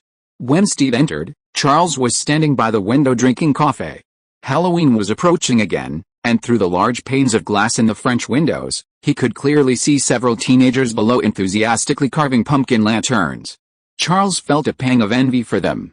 Only they could put aside war and worries and still maintain the joy of the holiday. Steed gently knocked on the door to remind Charles, then stepped forward and shook hands with him, saying, "The production of rocket propellant and rockets is progressing smoothly, Major General. We've basically mastered the production process in just 3 days." Charles hummed in agreement. With detailed production methods and data, and site training by technicians, and the students being from the St. Etienne arsenal, it was normal for the process to be faster. Steed asked doubtfully, "But I don't quite understand, Major General. It doesn't seem to be much different from Congreve, is that so?" Charles didn't rush to explain. Steed nodded. "While it can fly farther, that doesn't mean it has a higher hit rate, because we have to consider the wind in the air. In actual use, we will likely still have to attack the balloons within a few hundred meters, just like with the Congreve." This was the predicament of shooting down balloons at this time. The Germans knew that the balloons were easily destroyed by French aircraft once they took off, yet they still persisted in releasing balloons to guide artillery. Just like the French, who knew that the attack was suicidal and futile, yet still charged forward wave after wave. The battlefield is a place of constant innovation. It constantly threatens human lives and forces people to come up with new methods, but it also has a stubborn side. However, Charles's purpose was not to shoot down balloons. The British rockets seemed to be around 70 millimeters in diameter, Charles asked. He had glanced at the data in Antwerp before, but couldn't quite remember. "Yes," Steed replied, 76.2 mm, range about 2.7 kilometers. Note, this is the data for the British Sea Mattress rocket launcher. Steed then added, "That's the range for ground launch. Air-launched range from fighter jets is much shorter, the wind in the air is strong, and the rocket's wind deflection is extremely high. It could even be blown around and explode on its own." "Don't worry about that," Charles said. "Can you change it to 107 millimeters? Steed hesitated. "Of course, Major General. But like I said, it doesn't make much sense. If it were a subordinate, Steed would have already yelled at him and kicked him out." But this was Charles, the Charles who had successfully developed many pieces of equipment. Faced with Charles's insistence, Steed could only reflect on himself. Could he have made a mistake? Or? Steed's eyes lit up. "Major General, do you have a way to solve the accuracy problem?" Charles gently shook his head. "No one could solve its accuracy problem, except perhaps in modern times." Note, modern guided rocket artillery is essentially a missile. A flicker of disappointment crossed Steed's eyes. Without solving the accuracy problem, simply increasing the range was pointless. Charles returned to the square table, put down his coffee, and calmly pulled a design drawing from his briefcase, handing it to Steed. Steed took the drawing and was immediately stunned. It was clearly a series of parallel iron cylinders, 3 layers high, 4 cylinders per layer, a structure so simple it was almost absurd. The image above shows my country's Type 63 107mm rocket launcher, considered the top of the 3 musketeers of guerrilla warfare, the other 2 being the AK and RPG. The image above shows the modified Type 63 107mm rocket launcher mounted on the back seat of a pickup truck. Its installation and disassembly are very convenient, allowing civilian vehicles to be converted into military equipment at any time. Steed then understood its purpose. Holding the blueprints, he looked at Charles in astonishment. "This isn't for launching rockets, is it?" "You guessed right," Charles replied. "I call it a rocket launcher." Steed looked at the blueprints, then looked up at Charles, seemingly hesitant to speak. This equipment was too rudimentary. Launching rockets with it would definitely have accuracy issues. If it couldn't hit its target, what use could it possibly be? Charles saw through Steed's thoughts and explained leisurely, "The key is its cheapness, sir. It doesn't require building expensive artillery. It can be mass-produced in a short time. The same goes for rockets." "Right." Steed nodded. That was true. Artillery is expensive primarily because of the cannon itself, especially the barrel. It's difficult to produce, costly, and has a limited lifespan. Substandard barrels are prone to exploding. Rocket artillery, however, is just a row of tubes. Its cost lies mainly in the inexpensive, mass-producible rockets. So, Charles concluded, why don't we use these cheap things to fire a bunch of rockets? Even if we're lucky, these rockets might destroy something. Besides, artillery often fires indiscriminately on the battlefield. That's the role of rocket artillery. Steed was stunned by this. Yes, although it lacks precision, a sufficient quantity creates a cluster of targets. Isn't artillery bombardment the same?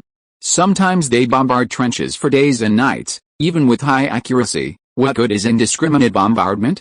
It's still just random bombardment. In such cases, cheaper rockets can completely replace it. I understand, General. Steed nodded readily. It's a cost-saving approach, especially given the current shortage of supplies. Charles smiled without further explanation. This thing is not just about saving costs. When combined with certain tactics and deployed on the battlefield, even the German 105mm howitzers couldn't withstand it. Chapter 514 The Chantilly Conference. It's a mild winter. The sycamore trees, which usually shed their leaves by October, didn't finally shed them until mid-November this year, reluctantly. About 60 kilometers north of Paris, in the Nanette Valley, perched atop a precipitous cliff overlooking the river, stands a medieval castle, the Château de Chantilly. During the war, this castle, built in the forest, was closed to the public. Because no one had the leisure to visit, citizens, facing shortages, preferred to exchange their entrance fees for bread. At least that would fill their stomachs. However, the once desolate castle now presents a different scene. Fully armed soldiers are everywhere on the overgrown lawns, some setting up checkpoints, some blocking roads, and others patrolling the edge of the forest. Cars shuttle back and forth on the cobblestone streets, carrying high-ranking officers, British officers in peaked caps and French officers in top hats. The image above shows the Château de Chantilly in Paris. Chantilly was frequently used as a meeting place for Allied forces during World War I. The image above shows the interior of the Château de Chantilly. The castle's meeting room, though small, was filled with dozens of lieutenant generals and major generals. Gallieri, Pétain, Haig, and Lieutenant General Avis, recently transferred to the Antwerp defense line, were among them. They were discussing quietly, occasionally letting out a cheerful laugh. Gallieri, as Minister of War, sat in the first row of the French troops. He looked around, then behind him, but didn't see Charles. Sitting next to Gallieni, Pétain seemed to read Gallieni's mind. He leaned closer and whispered, "Your Excellency, do you see the mustachioed lieutenant general in the second rank of the British Army?" Gallieni glanced quickly to the other side and grunted, "What do you mean?" "His name is Avis," Pétain explained. "He's the commander of the Antwerp defense line." Pétain left it at that, but Gallieni understood. With Avis as commander, Charles was unnecessary. Fuck him, Gallieni couldn't help but curse. These bastards, they've excluded Charles again. They're worried that Charles's presence will be awkward, Pétain said. Charles had mentioned this issue when discussing cooperation with Pétain before. After Nivelle became commander-in-chief, the operational plans he formulated would definitely be primarily British-oriented. This was the price they paid for supporting Nivelle's appointment as commander-in-chief. In other words, Nivelle sacrificed French interests for his own. Gallieri grunted, his face turning grim. He couldn't understand why, at such a critical juncture, the Allied forces were still so preoccupied with power struggles. Just then, Nivelle appeared at the door, strode in, head held high, wearing a brand-new lieutenant general's uniform, expressionless, yet unable to hide the smugness in his eyes. "Generals," Nivelle said, his gaze sweeping across the room, waiting for the silence to settle. He began with a French-style humor. "I believe the Germans, if they knew we were meeting here, would be terrified. After all, we are gathered here to decide their fate." The generals laughed, except for Gallieri and Pétain. It wasn't that they lacked a sense of humor, but rather that they didn't believe this could determine Germany's fate. Gallieri believed a meeting without Charles was largely meaningless, not only because Charles had achieved a series of victories, but also because Charles commanded armored forces, mechanized forces, and air forces. Didn't they need the cooperation of these forces? Especially the Air Force. Pétain, sensing this was likely another attack, couldn't understand why his soldiers had to charge into enemy lines when defense could kill more enemies. Victory? Territory? Or something else? What would be the point if all the soldiers were wiped out? His assistant slowly lowered a large, rolled-up map onto the east-facing wall. Nivelle confidently stepped forward, took the baton from his assistant, and gently unrolled it. "First, I want to thank someone, Major General Pétain." Nivelle waved his left hand lightly at Pétain. Pétain reluctantly stood up, bowing slightly to his back and sides. Applause filled the conference room. Nivelle addressed the crowd. "As everyone knows, General Pétain successfully repelled the German attack at Verdun. It was a glorious battle. The Germans outnumbered us many times over, and their artillery was more than 10 times ours, but the valiant French army, under General Pétain's leadership, held the enemy back, preventing them from advancing an inch. Thank you, General Pétain. Thank you to the officers and soldiers fighting on the front lines. Thank you to all the citizens who shed their blood and sweat for this battle." Applause erupted again in the meeting room, louder than before. However, Pétain's expression was somewhat unnatural. The generals looked at him with strange eyes, and some whispered among themselves. They completely ignored Charles's contribution. Verdun is still using large quantities of the mines and directional mines invented by Charles, yet they haven't mentioned a word. Was it really Pétain who defended Verdun? I don't think so. Gallieri understood Nivelle's intention. He was trying to curry favor with Pétain, his former superior, and win him over to their side. At this time, the French army seemed to be divided into 3 factions: the offensive faction, the defensive faction, and the Charles faction. The offensive faction was the mainstream and the tradition, not only in the French army but also in the British army. The Charles faction was a rising star, representing new power and new theories, relying on its undefeated record to date. The defensive faction, represented by Pétain, was weak and isolated, lacking the popularity and victories of the offensive faction, and was in danger of being marginalized. However, as the offensive and Charles factions fought each other, Pétain became the target of both factions vying to win him over. Pétain seemed to sense this, his expression shifting between uncertainty, as if he was considering which side to take. Nivelle took several telegrams from his briefcase and waved them at the crowd. "Before the meeting begins, please allow me to say a few words on a different topic. Intelligence indicates that the Germans have amassed over 2,000 artillery pieces of various types at Verdun, firing at least tens of thousands of shells daily. I think General Pétain is most acutely aware of this." Pétain nodded. "Indeed. Sometimes I think the Germans may have concentrated all the country's shells and are unleashing them on our trenches." Nivelle pointed to the air and said, "That's what I wanted to say. Think about it, generals. If the Germans concentrate their forces on an attack on Verdun, the rest of the country will be extremely vulnerable. This could be a golden opportunity for us." Chapter 515. It was clear that Nivelle intended to attack. Or rather, the British had decided to attack. Gallieri glanced at Pétain, who remained silent in his chair, seemingly still hesitant.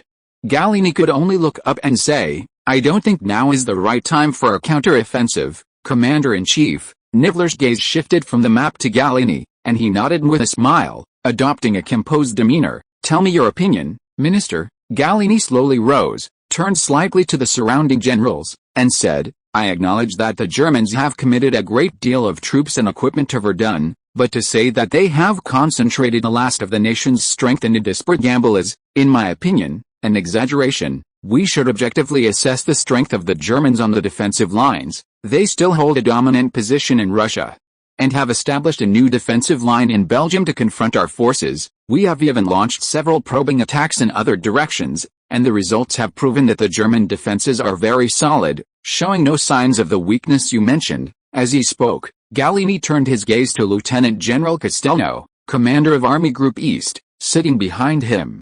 Lieutenant General Castelnau stood up. Yes, I launched several attacks under General Gallieni's orders, but the German defenses are very strong. I also heard they have new heavy machine guns. These heavy machine guns are lighter and better suited for mobile warfare. Before he could finish, Haig interrupted him coldly in broken French. Think about Charles. What? Gallieni looked at Haig in confusion, not understanding what Charles had to do with their offensive intentions. I'm referring to the battle where Charles attacked Antwerp. Haig crossed his legs without moving, slightly raising his eyelids, his tone languid. Why was Charles able to reach Antwerp in a single day? Was it really because Charles' tanks and his troops were indestructible? Gallieni retorted angrily. Then what do you think it was?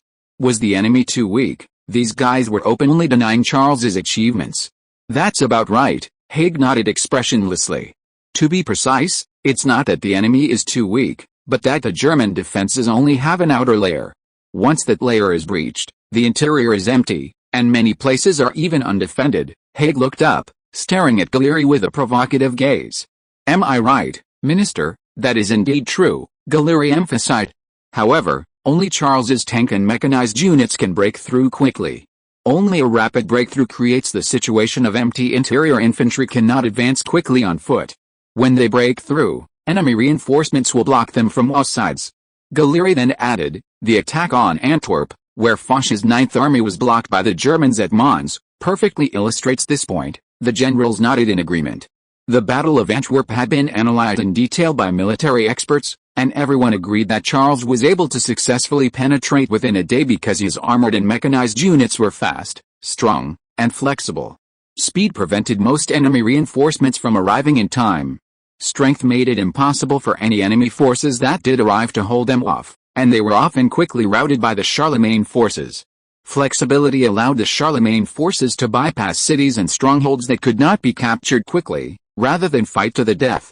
Pure infantry obviously could not achieve these things. Haig chuckled softly, rose gracefully, and spread his hands to everyone. Gentlemen, you seem to have forgotten one thing. Infantry also have their own rapid mobility units.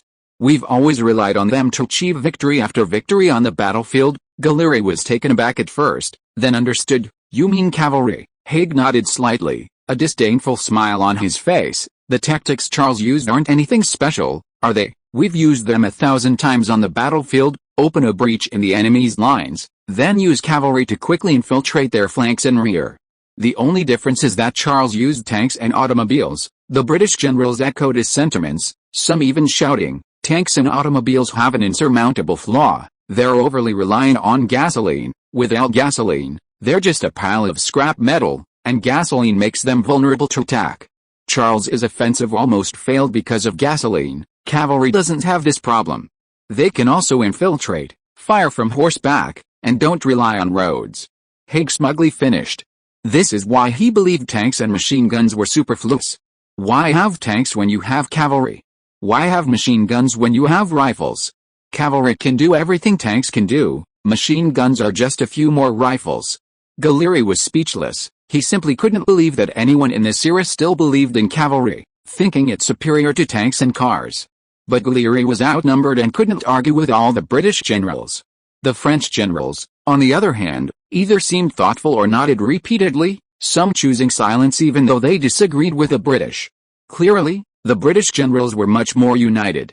At this point, Nivelle spoke. Our battle plan is roughly like this, but we'll add artillery. Just like the Germans bombarded Verdun with concentrated artillery fire, we will concentrate our artillery fire on a section of the German lines, then we'll use infantry to create a breach, and finally, the cavalry will quickly penetrate through the breach. Slightly different from the British, Nivelle believed more in artillery. In his mind, war was artillery conquers, infantry occupies. He believed that artillery was what defeated the enemy, and that infantry was merely there to occupy the territory after the enemy was defeated. Galleri couldn't help but ask, "Is this the British plan or yours, Commander-in-Chief?" Nibbler's face instantly darkened. "What do you mean, Minister?" "Nothing," Galleri replied. "If you wish to use this tactic to send yourselves to your deaths, I may not be able to stop you. But as Minister of War, I will do everything in my power to prevent the French from participating." "No, Minister," Nibbler interrupted Galleri. "You cannot stop them." At this moment, Haig spoke, his tone full of disdain. "Our supplies are only for soldiers who bravely fight on the battlefield, not for cowards hiding in trenches." Galleri then understood that they would ultimately use supplies to coerce Parliament into making a compromise. Chapter 516 M1 Semi-Automatic Rifle. During this time, Charles was focusing on training the troops, especially in the use of the new equipment. Browning was producing both the BAR and the M1 semi-automatic rifle simultaneously. Everyone thought the BAR would be deployed sooner because it was relatively mature. The prototype was a light machine gun, simply modified into an automatic rifle. Browning had also produced prototypes and even conducted simple tests. However, surprisingly, the M1 semi-automatic rifle appeared before everyone else first. Within just half a month, Browning sent the first batch of 100 rifles for soldiers to test. He came to the command post to see Charles, looking astonished, and asked, "Major General, it was perfect from the start. I want to know how you did it. The magazine capacity, the length, the gas system, everything is perfectly fitted. That's almost impossible unless you consider every detail, even anticipating and proactively avoiding potential future problems." During testing, it was discovered that the barrel wall of his own BAR design was too thin, which could cause a barrel explosion during rapid fire, thus requiring further improvements. It was like a 500-meter race where Charles let Browning run first.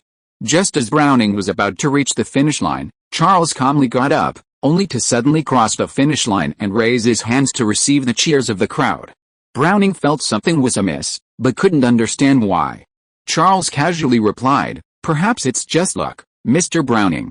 When designing it, I considered it more as a rifle than a light machine gun, and rifles are far more sophisticated than light machine guns." Browning considered it for a moment, then finally nodded in acceptance of Charles's explanation. The M1 semi-automatic did indeed have many similarities to a rifle, such as the handguard, barrel, and bolt action. It was simply a change from bolt action to semi-automatic. More importantly, if this explanation wasn't accepted, what other reason could this have occurred? Talent? Luck? Or something else entirely? The rifle tests were a success, and Dominic once again took on the role of instructor, responsible for live fire training of a mechanics infantry company.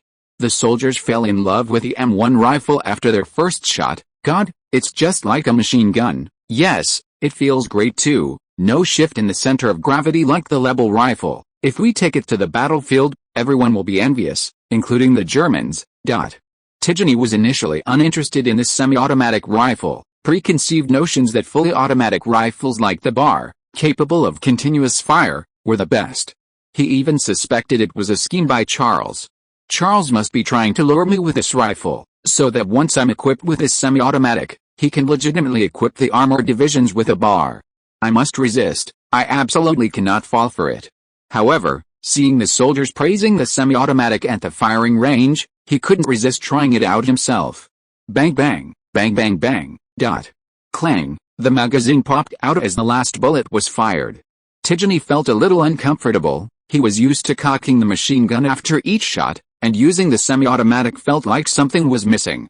The bullets were fired too easily, just a pull of the trigger, and 8 bullets were gone in no time. Looking through binoculars at the chest target 100 meters away, 5 bullet holes were visible, 2 of them on the inner ring of the bullseye. Dominic sincerely praised, "Good marksmanship, General. Such a rate of fire and such high accuracy, especially since this is your first time using it, you could probably shoot even better with a little practice." Then he added, "If it were a BAR, you wouldn't be so lucky." Dominic was just mentioning it casually, not intending to belittle the BAR. But Tidjany, preoccupied with the BAR, was displeased by Dominic's words. He asked with a hint of annoyance, "What do you mean? Full auto is worse than semi-automatic. The BAR has a higher rate of fire and magazine capacity. No one would refuse it." Dominic must be Charles's shill, subtly trying to persuade me. Dominic grunted and explained, "I'm not very familiar with the battlefield, General. but based on my understanding of guns, I don't think a higher rate of fire is always better. The Maxim is indeed better than a rifle, but it has to be mounted on the ground and belted to ensure its powerful firepower. But a rifle is held in the hand and shouldered for firing, and its limited magazine capacity makes it impossible to fire as recklessly as the Maxim. At this point, Tigeny seemed to understand. The bar's continuous fire is based on sacrificing accuracy. Its 20 rounds fired in one go might not even have the hit rate of an 8-round semi-automatic. If the bar could fire like a machine gun, compensating for accuracy with sheer volume, it would seem acceptable. However, the rifle's attributes limit its magazine capacity to 20 rounds. Thus, the bar becomes a mediocre product, with lower output than a machine gun and lower accuracy than a rifle. The M1 semi-automatic, on the other hand, strikes a balance between acceptable accuracy and rate of fire. More importantly, the bar can only be equipped on soldiers with exceptional physical abilities, while the M1 semi-automatic can be equipped on every soldier. God, Tigeny exclaimed inwardly, staring at the semi-automatic rifle in his hand. How could I have thought of a bar? 3 soldiers equipped with an M1 semi-automatic rifle would have 24 rounds of ammunition, a higher capacity and greater accuracy than the bar. How stupid would I be to think that a rifle squad could only be equipped with 1 bar? Thinking this, Tigeny no longer hesitated, grabbed the rifle, and quickly ran towards Charles, who was chatting happily with several soldiers. Major General, may I speak with you? Tigeny asked, stepping forward. Of course, Charles nodded. Tigeny brandished the semi-automatic rifle in his hand. I hope my troops can be equipped with this rifle. Charles frowned. You're going too far, General. Both fully automatic and semi-automatic? What are you going to give the armored divisions? Tigeny's tone was firm. Leave the fully automatic to the armored divisions. They might need the bar more. Are you sure? Of course, I'm sure. Charles smiled and nodded. As you wish. Then equip the mechanized divisions first. This rifle was originally intended for the mechanized divisions, who often needed to engage enemy infantry at long range. They needed this long-range rifle. The armored divisions, on the other hand, relied more on tanks for close-quarters combat, sometimes even charging into trenches to clear the way for tanks. The PPD submachine gun and shotguns were more suitable for them. At that moment, Charles inexplicably thought of General Haig, commander of the British Expeditionary Forces. He would definitely like the M1 semi-automatic. Haig thought machine guns are superfluous because he believed that as long as there were more men, there would be more rifles, and more rifles would fire more bullets, ultimately exceeding the total firepower of machine guns. The M1 semi-automatic is precisely an overall improvement in infantry firepower. Chapter 517 Artillery and Machine Guns. The M1 semi-automatic rocket launcher was put into service. 5 107mm rocket launchers were transported from Paris to Antwerp. During production, it was discovered that each launcher cost only a little over 1,000 francs, to the point that Steed couldn't believe it was true, sending several telegrams inquiring, "Is this real, General? Do you really need this? Can it really be effective on the battlefield? I'm worried there might be problems. It's too cheap." Charles smiled as he read the telegrams. Its advantage was precisely its low price. If it weren't cheap, he wouldn't want it. Tigeny had never been optimistic about rocket launchers, and reluctantly accompanied Charles to the outskirts for testing. It was the Bueno Fortress, where Charles had used as his command post for a time after capturing Antwerp. In front of it, besides a trench, was a vast, barren wasteland with only a few shell craters, the result of the Germans' indiscriminate firing in the dark during Charles's attack. Although this location was ideal for rocket launcher testing, for secrecy reasons, Belgian military police had to clear the surrounding area and the area within 10 kilometers ahead, a day early. This alarmed King Albert I. Upon hearing the news, he personally went to the airport command post, asking expectantly, "General, I heard the new equipment will be tested tomorrow." "Yes," Charles replied casually, signing documents in his hand. "Is it part of the fortress defense system?" King Albert I asked again. Charles paused, his hands unconsciously slowing down. Rocket artillery seemed indeed suitable for use in a fortress defense system. The range of artillery inside a fortress was often inferior to that of enemy artillery, because the enemy would always produce artillery with a longer range to deal with the fortress. Rocket artillery, however, could ignore the range issue. For example, if the Germans bombarded the fortress again with the Big Bertha, the Belgian army could suddenly unleash a barrage of rocket artillery fire to destroy it and then leave. Thinking it over, Charles hummed in agreement. Perhaps, if you're interested, of course, Albert I said, his face lighting up. Of course I'm interested, Major General. So, I can participate in tomorrow's test? Yes, Charles replied. However, for secrecy reasons, only you and Brigadier General Eden can participate. No problem, Albert I readily agreed, then asked curiously, can I know what it is? Charles remained reserved. We'll announce it's a cannon, and you can think of it that way too. Albert I's eyes lit up instantly. A cannon, a new type of cannon. Fantastic. The fortress defense system needs cannons. With enough cannons, we can keep all enemies outside the defensive perimeter. King Albert I was filled with anticipation for the cannon. He enthusiastically envisioned its appearance in his mind, and upon returning to the estate, he summoned Brigadier General Eden to tell him the good news. We'll soon have artillery, a new kind, invented by Charles. With this cannon, we'll be invincible. No one can breach our fortress defenses. Eden agreed, of course, Your Majesty. Charles's inventions are always the most advanced: airplanes, tanks, machine guns, and mines, many of which are unprecedented. Naturally, they imagined what the cannon would look like and made a series of reasonable guesses. Charles had gone to such great lengths to test and keep it secret. This cannon must be very advanced and excellent. It must be tall and powerful, with a long range and high accuracy. Even the Grand Bertha would be blown to smithereens by its single shot.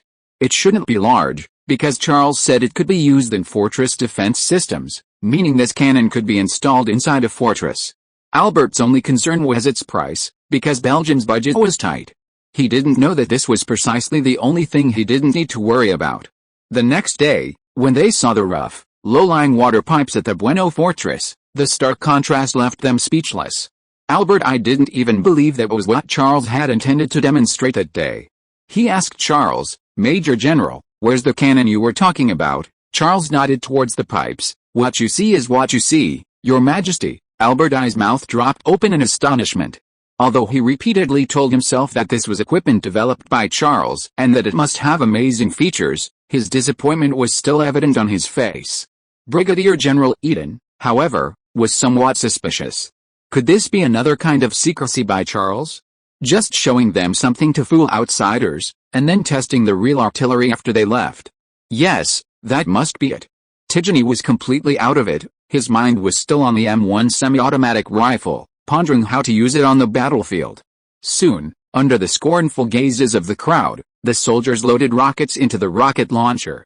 Brigadier General Eden, seeing the rockets, became even more convinced of his suspicions. Rockets weren't anything advanced, the Congreve had been using them for a long time, and besides, they were inaccurate. There was no need for Charles to go to such lengths to clear the area. However, when Charles gave the order to fire, everyone was stunned by what they saw. The rockets whizzed past with terrifying force, one after another spewing thick smoke and flames as they flew towards their targets, their trails clearly visible in the air. Boom boom boom, boom boom, dot.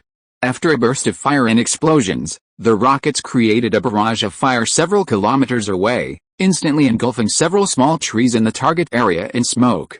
As the smoke gradually dissipated, the small trees had vanished, leaving only small sections of trunk as proof of their existence. Albert I was dumbfounded. He couldn't believe these seemingly ordinary pipes possessed such immense power. Brigadier General Eden suddenly began to doubt his own assumptions. Could this be the main character of the day? Startled, Tigeny stood frozen for a moment before exclaiming excitedly, I understand. This is another kind of machine gun, an artillery machine gun. Albert I looked bewildered. Artillery was artillery, and machine gun was machine gun. How could there be an artillery machine gun? Brigadier General Eden nodded thoughtfully. That's right, General. It relies on quantity, using numbers to compensate for a lack of accuracy, just like a machine gun, except it fires shells instead of bullets. Albert I suddenly understood, but then looked at the distance, his face filled with regret. It's a pity its range isn't far, about 8 kilometers, Charles said calmly. That's enough. No one understood what Charles meant. Shouldn't the range of artillery be as far as possible? 8 kilometers wasn't even enough to reach the German 105mm howitzers. How could he say it was enough? Chapter 518 Another quagmire. Dunkirk, headquarters of the British Expeditionary Force. Kitchener, as Secretary of State for War, had an office here. After all, this was where the British Army fought, and a major battle was imminent. Kitchener had a habit of writing in his diary after dinner. He found it meaningful. After retirement, he could easily reread them and write a memoir as a summary of his life. After scribbling a few lines, Kitchener suddenly lost interest. He closed the notebook, put away his pen, took his coffee, and walked to the window, gazing into the northern darkness. The important thing wasn't actually writing in the diary, but what he could write in that small notebook, perhaps becoming Prime Minister of Britain in his lifetime. The image above shows a fountain pen from World War I, invented in 1884 by an American insurance agent. Just then, there was a soft knock at the door. Kitchener snapped out of his thoughts, turned, and replied, "Come in." Haig pushed open the door. The man who had been so arrogant and chantilly was now as humble as a student in Kitchener's presence. "Things are going well, Your Excellency," Haig reported. "They've agreed to our attack plan. Just as we anticipated, the only obstacle is Gallieni, but he's helpless." Kitchener grunted but didn't speak. Haig asked suspiciously, "You don't seem very satisfied with the current situation." Kitchener replied expressionlessly, "The biggest obstacle isn't Gallieni, General. Difficulties still await us ahead. Now is not the time to discuss satisfaction." Haig paused, then quickly realized the reason. "You mean, Charles?" Kitchener nodded slightly. "You've heard about St. Etienne's cooperation with FN, haven't you?" "I've heard a little," Haig replied. He hadn't taken it to heart, because he always believed that warfare relied on people, not equipment. "I know what you're thinking," Kitchener said with a hint of helplessness. This was the only thing he was dissatisfied with about Haig. His traditionalism and conservatism were outrageous, even to the point of distrusting any new equipment. Kitchener said critically, "Even if you don't believe these things, you should at least see the fact that Charles won. He invented the tank in Paris, combined fighter planes with a Congreve rocket in Antwerp, and had mines in Verdun, etc. Was all of that just luck?" "I don't think it was luck, Your Excellency," Haig replied. "But a large part of the reason these weapons were effective was due to luck and the enemy's lack of preparation. Once they were prepared and took countermeasures, they became ineffective. For example, the Germans built anti-tank ditches that tanks couldn't cross." Kitchener didn't continue arguing with Haig. It was a waste of time. "Of course, luck exists on the battlefield. Every battle has its share of luck. But if Charles won time and time again, it couldn't be explained by luck alone." Kitchener analyzed to himself, "I've received intelligence that Charles has been actively training his troops and ramping up the production of new equipment. I believe he's preparing for the upcoming battle. This isn't good news for us." Haig understood Kitchener's concerns. If Charles won again, and with a small force at that, even a British victory would be overshadowed by Charles's brilliance. Haig's lips curled into a sneer. "Forgive my bluntness, but I think your worries are unnecessary, Your Excellency. We've been preparing for this victory for months. And our initial estimate is that we can mobilize 80 divisions, over 1 million men. With an offensive of this scale, Charles's force is practically negligible." Note, the Somme campaign involved 54 British divisions and 32 French divisions, a total of 86 divisions, over 1 million men. Kitchener rolled his eyes.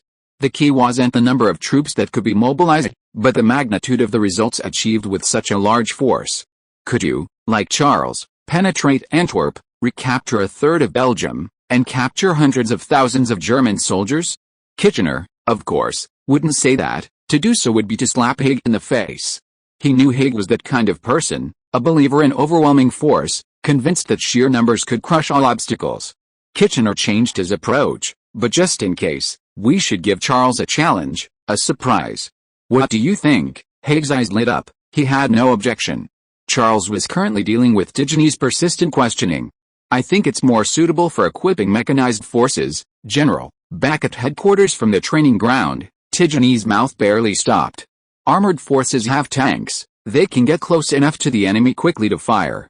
They don't need rocket launchers with an 8-kilometer range," Charles countered. "You mean armored forces don't need 75mm guns or the Saint Salmon?" "No, of course not." Tigny's excuse remained unfazed as he answered seriously, "What I mean is that artillery has higher accuracy, which is exactly what tanks need. They can coordinate better with them. Rocket launchers always have accuracy issues. They could potentially threaten friendly tanks and cause friendly fire." That made some sense. But Charles countered, "Don't mechanized forces need to coordinate with armored forces? So, you don't need rocket launchers either, right?" Tigny was speechless. Charles glanced at Tigny with a mocking look, adding, "Besides, Not long ago someone confidently declared, "I don't need rocket launchers." You haven't forgotten that so quickly, have you? Tigeny tilted his head, feigning recollection. Did I say that? No, you must be mistaken. Charles was speechless. This shameless fellow was actually a major general and division commander. At this moment, a guard brought in a British lieutenant. The lieutenant saluted Charles, took a file from his satchel, and handed it to him. Top secret document, General. Please open it only after confirming its security. Charles grunted and casually opened it.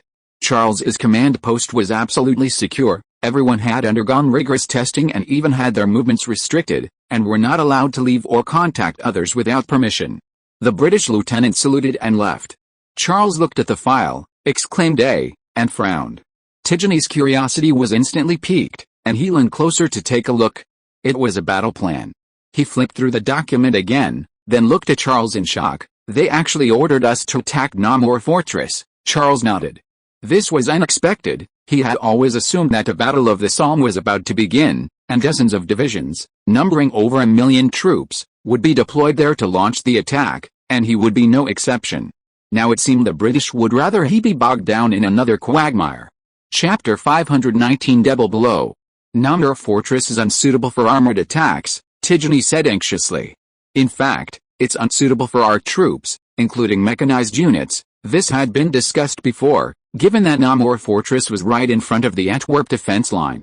Charles and Tigeny had even simulated the terrain on a map more than once. The terrain was complex, situated at the confluence of the Meuse and Sambre rivers, where the rivers made a dramatic bend, creating an open area suitable for artillery deployment. The Germans cleverly used this terrain to construct their defenses. To attack, one would either have to cross the river or be bombarded by German artillery while circling the river, and would also have to traverse a narrow passage formed by rivers and forests. The image above is a topographical map of Namur. The confluence of the two rivers in the lower right corner is Namur Fortress. Infantry attacks were manageable because of the forest cover. But for armored units, which heavily relied on roads and terrain, attacking here would be tantamount to suicide. Tigeny flipped through the battle plan again, his brow furrowing deeper with each reading. Finally, he tossed the document onto the table. No, I must tell the British there's a problem with this plan. He turned and headed towards the communications room. They must not understand the operational characteristics of armored forces, Tigeny thought. That's why they devised such a nonsensical attack plan. Charles stopped him. You think the British don't know? What? Tigeny turned to look at Charles, hesitated for a moment, then replied, Of course, Major General, of course they don't know. Otherwise, why would they do this? No, General, Charles said calmly, they know that precisely why they did it. You mean? Tigeny's face paled. They did it intentionally. Charles nodded firmly. We're bait, General. They used us as bait. Bait? Tigeny didn't understand. Charles explained, before attacking Verdun, the Germans frequently moved troops and launched feints at Balfour. They copied this plan. Tigeny instantly understood. Our attack at Namur can draw the Germans' attention and forces. Yes, Charles replied. We successfully infiltrated Antwerp before. If we infiltrate from Namur to Liège, we can directly cut off the German supply lines, which is something the Germans don't want. Therefore, Tigeny continued, the Germans will definitely take it seriously, and the British can then attack in other directions and easily achieve victory. This was exactly what Charles wanted to say. Charles and Tigeny had both been wrong. They thought the British would command Charles's troops to win battles and then steal their credit. Unexpectedly, the British didn't bother with such petty maneuvering or seeking such small credit. They directly threw Charles and his troops into the fire, hoping Charles would suffer a defeat or even meet with some accident. Then the British would achieve a great victory on the other side, highlighting the greatness of the British army in the contrast. Perfect, nothing could be better, Charles said, feeling he had dragged the others down with him. No, Major General, Tigeny stared at Charles seriously, understanding the situation. They're not targeting you, they're targeting you and your troops, and France. Tigeny wasn't just comforting Charles, he truly believed it. Don't think this is just your problem, Tigeny said firmly. They're not trying to defeat Charles, but Mars of France, the hope of France, the confidence of its citizens. Charles fell silent. Tigeny was right. The British ultimate goal was to defeat the French army. Charles had simply happened to lead them to victory. Now, Tigeny said, placing the documents in front of Charles, if we can't refuse, how should we fight this battle? Charles didn't answer, wondering who had come up with this brilliant plan to kill two birds with one stone. Nivelle? Impossible. He unilaterally emphasized artillery, believing it could conquer everything, completely ignoring tanks. Haig? That's impossible. This guy doesn't even believe in machine guns, let alone tanks. These people who don't understand tanks wouldn't know where the tank quagmire is, so they couldn't set up this trap. Then Charles thought of someone. The First Lord of the Admiralty had mentioned, the current Secretary of War, Kitchener, who now wields immense power and dares to openly defy even the resolutions of the House of Commons. It was him. He had the motive to make the British Army the focus of global attention, paving the way for his future as Prime Minister with a victory. He also had the ability, unlike Nibbler or Haig, who were so fanatical. Major General, Tidgeney interrupted Charles's thoughts. What should we do? Charles considered for a moment, then replied abruptly, spread the news. What? Tidgeney looked confused. We've been ordered to attack Namur, Charles said. Let it out, let everyone know. Tidgeney was even more confused, staring at Charles in shock. If you do that, the Germans will know we're going to attack there immediately. Major General, everyone is keeping it a secret, worried that the enemy will know our attack direction, yet you're actively leaking the news. What kind of tactic is this? Charles countered, do you think the Germans don't know? Tidgeney suddenly realized that if this was all arranged by the British, and they hoped the Germans would be drawn to Namur by Charles's attack, they would definitely warn the Germans through some channel. Then Tidgeney seemed to understand Charles's intention. If we spread the word, the Germans will know this might be a trap, because no one will reveal their main attack direction. Not just that, Charles replied, the key is the British's intentions. Tidgeney said oh, finally understanding, then became excited. Excellent idea. The French people will be furious, Major General. The British are using such despicable means to manipulate the war. They're trying to drag the elite French troops into a quagmire. This is clearly using someone else to settle a personal score, using the Germans to eliminate the French's ever-victorious forces, even Charles himself. God, I can't wait to see people take to the streets to denounce the British, especially Nivelle. Charles scoffed inwardly. If you think I'm easy to deal with, you're wrong. This Charles is not the Charles of a year ago. If you want to deal with me, try the anger of the French people first. Finally, if I can still win this battle under these circumstances while the British suffer a crushing defeat, you will receive a double blow. If you are listening to this novel on a channel other than Fanfic World, it means it was downloaded and re-uploaded without effort. We warmly invite you to visit our channel, Fanfic World. There you will find the original version of this story and many other novels of various genres. We look forward to seeing you dive into a world of incredible novels. Chapter 520 He was forced to accept the plan. Considering the possibility of being used against them by the British, Charles used the Ladies in White to spread the news from the German-controlled areas. Charles found the Ladies in White intelligence organization very useful. As a civilian organization, it was highly secretive, operating in the shadows and making it difficult to guard against. More importantly, it was not bound by military regulations and could do some outrageous things. For example, this time Charles spread the news that the French army will attack Namur Fortress. According to military regulations, this was absolutely forbidden. It was a military secret and treason, and doing so would undoubtedly lead to court-martial. But the Ladies in White did not have this kind of pressure. They were only loyal to Charles, and they firmly believed that Charles must have a reason for spreading the news and that it was absolutely legitimate, just like the last time Charles had them spread the news that Belfort was the German target. In fact, most of them did not even know that it was Charles who was going to spread this news. The first person to come to Charles was none other than Albert I. He commanded a guerrilla force and had many loyal underground workers in German-controlled areas, so he received word of the operation before it even reached the general population. Upon hearing this, Albert I, accompanied by Brigadier General Eden, rushed to Charles's command post.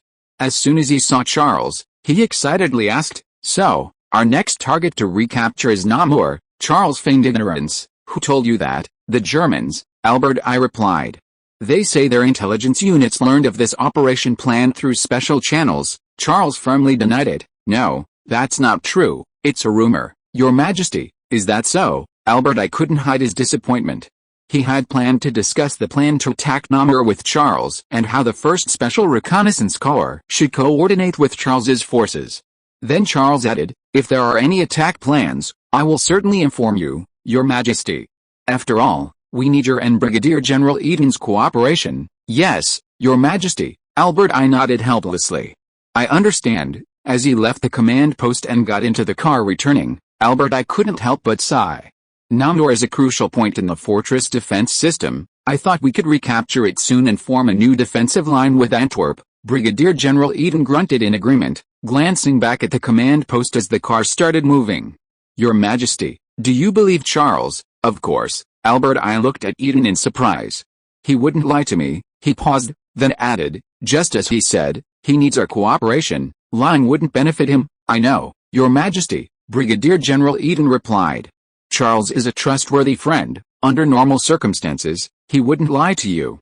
However, if it involves military secrets or orders from superiors, Albert I said then nodded slightly. If he revealed anything, he might be court-martialed, so he can only deny it. Yes, Brigadier General Eden added. Furthermore, if he admitted it, doesn't that mean his operational intentions were guessed by the Germans or that intelligence was leaked? In that case, can the operation plan to attack Namur still be carried out smoothly? Albert I suddenly realized, it was my fault. I actually asked him directly if it was true. In front of so many people in the command post, Brigadier General Eden's tone was full of regret. I don't know which bastard leaked the intelligence. I guess Charles will have to revise the operation plan and even change the target of the attack. Albert I nodded heavily, a flash of anger in his eyes. That damn guy. This has delayed our process of recovering our territory. He should be sent to the guillotine. At this time, MI6 and the Germans were also in a state of confusion. Just as Char had predicted, Kitchener had indeed secretly passed on intelligence to the Germans through MI6 that Char's troops are about to attack Namur. To allow the Germans to prepare more thoroughly, he also leaked a small portion of the battle plan and the direction of the attack. What Kitchener couldn't understand was why the Germans would make this known to the whole world. On the German side, Falkenhayn was equally bewildered. He had maintained strict secrecy. The news couldn't have leaked out. Only if the French believed they were unaware of the plan would Char attack according to it, making the intelligence valuable to the Germans and potentially leading Char into a German trap. Now that the whole world knew, Char would have to be crazy to continue the attack according to plan, wouldn't he? Who leaked the information? Was it the British who were loose-lipped? They speculated among themselves, but no one suspected that Char had intentionally released the information. Soon, the news spread uncontrollably among the common people. At first, people didn't think much of it. Many were even excited, especially the Belgians, who discussed it excitedly. I heard Charles is going to attack Namur. Namur isn't like Antwerp, where the Germans are well prepared, so what? Any fortress is no match for Charles. He hasn't been defeated yet. Yes, I think if Charles really intends to attack, the recapture of Namur is just around the corner. No one considered one problem. If even a commoner knew Charles's intentions, could this battle plan still be implemented? Then, things seemed to develop in ways that exceeded everyone's expectations. Soon, some doubts arose among the public. Namur's terrain is unsuitable for Char's armored forces. It's practically a tank graveyard. I don't understand why Char would choose it as a target. Does Char have a solution? Impossible. It's determined by the terrain, rivers, forests, plus the German anti-tank ditches and barbed wire. A direct assault by armored forces would be suicidal. Yes, if Char could capture Namur with enormous resources, they could recapture any other place with far fewer casualties. Newspapers also featured discussions among military commentators, who focused on analyzing Namur's terrain characteristics. Unbeknownst to them, this was actually a nationwide education campaign for France, making them understand that Namur was indeed unsuitable for armored warfare, even for Char's forces. With all the conditions met, someone suddenly raised a question. This doesn't sound reasonable. It's not a battle plan that Charles could have devised. I heard Charles wasn't even invited to the Chantilly meeting. Is it possible that Charles had no choice at all, and was forced to accept this battle plan? Chapter 521 Reverse Bait. Everything seemed like a random, accidental event, but an unseen hand was manipulating it. Charles controlled everything. He knew how to guide and even control public sentiment.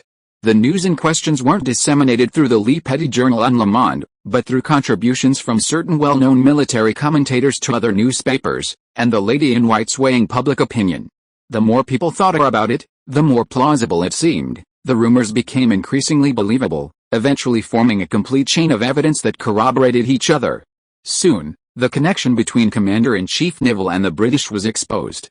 After all, it wasn't a secret that Neville had become Commander-in-Chief of the French army. Through the British, he needed to use resources to persuade many members of Parliament to support him. Then the French people realized, God, this is a conspiracy by the British against us. They've taken control of Neville and are using it to devise an illogical battle plan for Charles. It's not illogical, it's a trap to lure Charles and his troops into a fire pit. Unbelievable. Charles is fighting for France, he saved everyone. And now, because of the betrayal of his allies, he's being sent to the enemy's guns. It's outrageous. We can't let the British succeed, or we'll become their accomplices. Only we can protect Charles. This time, instead of strikes, marches, and slogans, angry people stormed into the Paris City Hall and even surrounded the Palais Bourbon, demanding a reasonable explanation from the government and Parliament. When the news reached the army, soldiers protested vehemently, brandishing their guns and shouting, "Are we fighting the Germans or the British? We are winning, under Charles's leadership. But the British are trying to steal our victory. They've seized control of the Commander-in-Chief and are trying to use him to kill our war heroes and defeat the French. What are we fighting to the death for on the battlefield if this continues?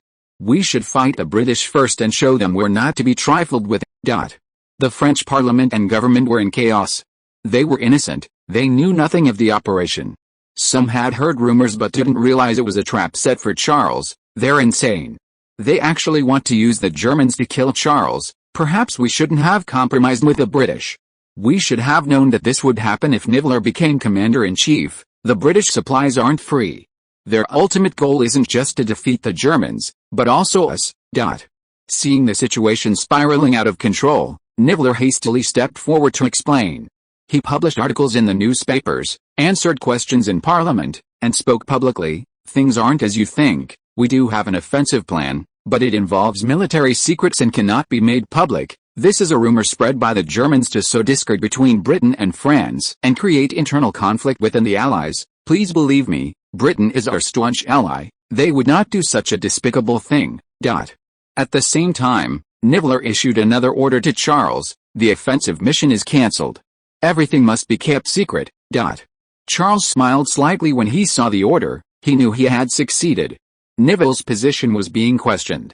Not only by the public but also by the government and Parliament, who all doubted his competence as Commander-in-Chief.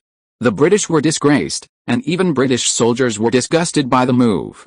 Many British officers and men were fans of Charles and would firmly side with him in public opinion.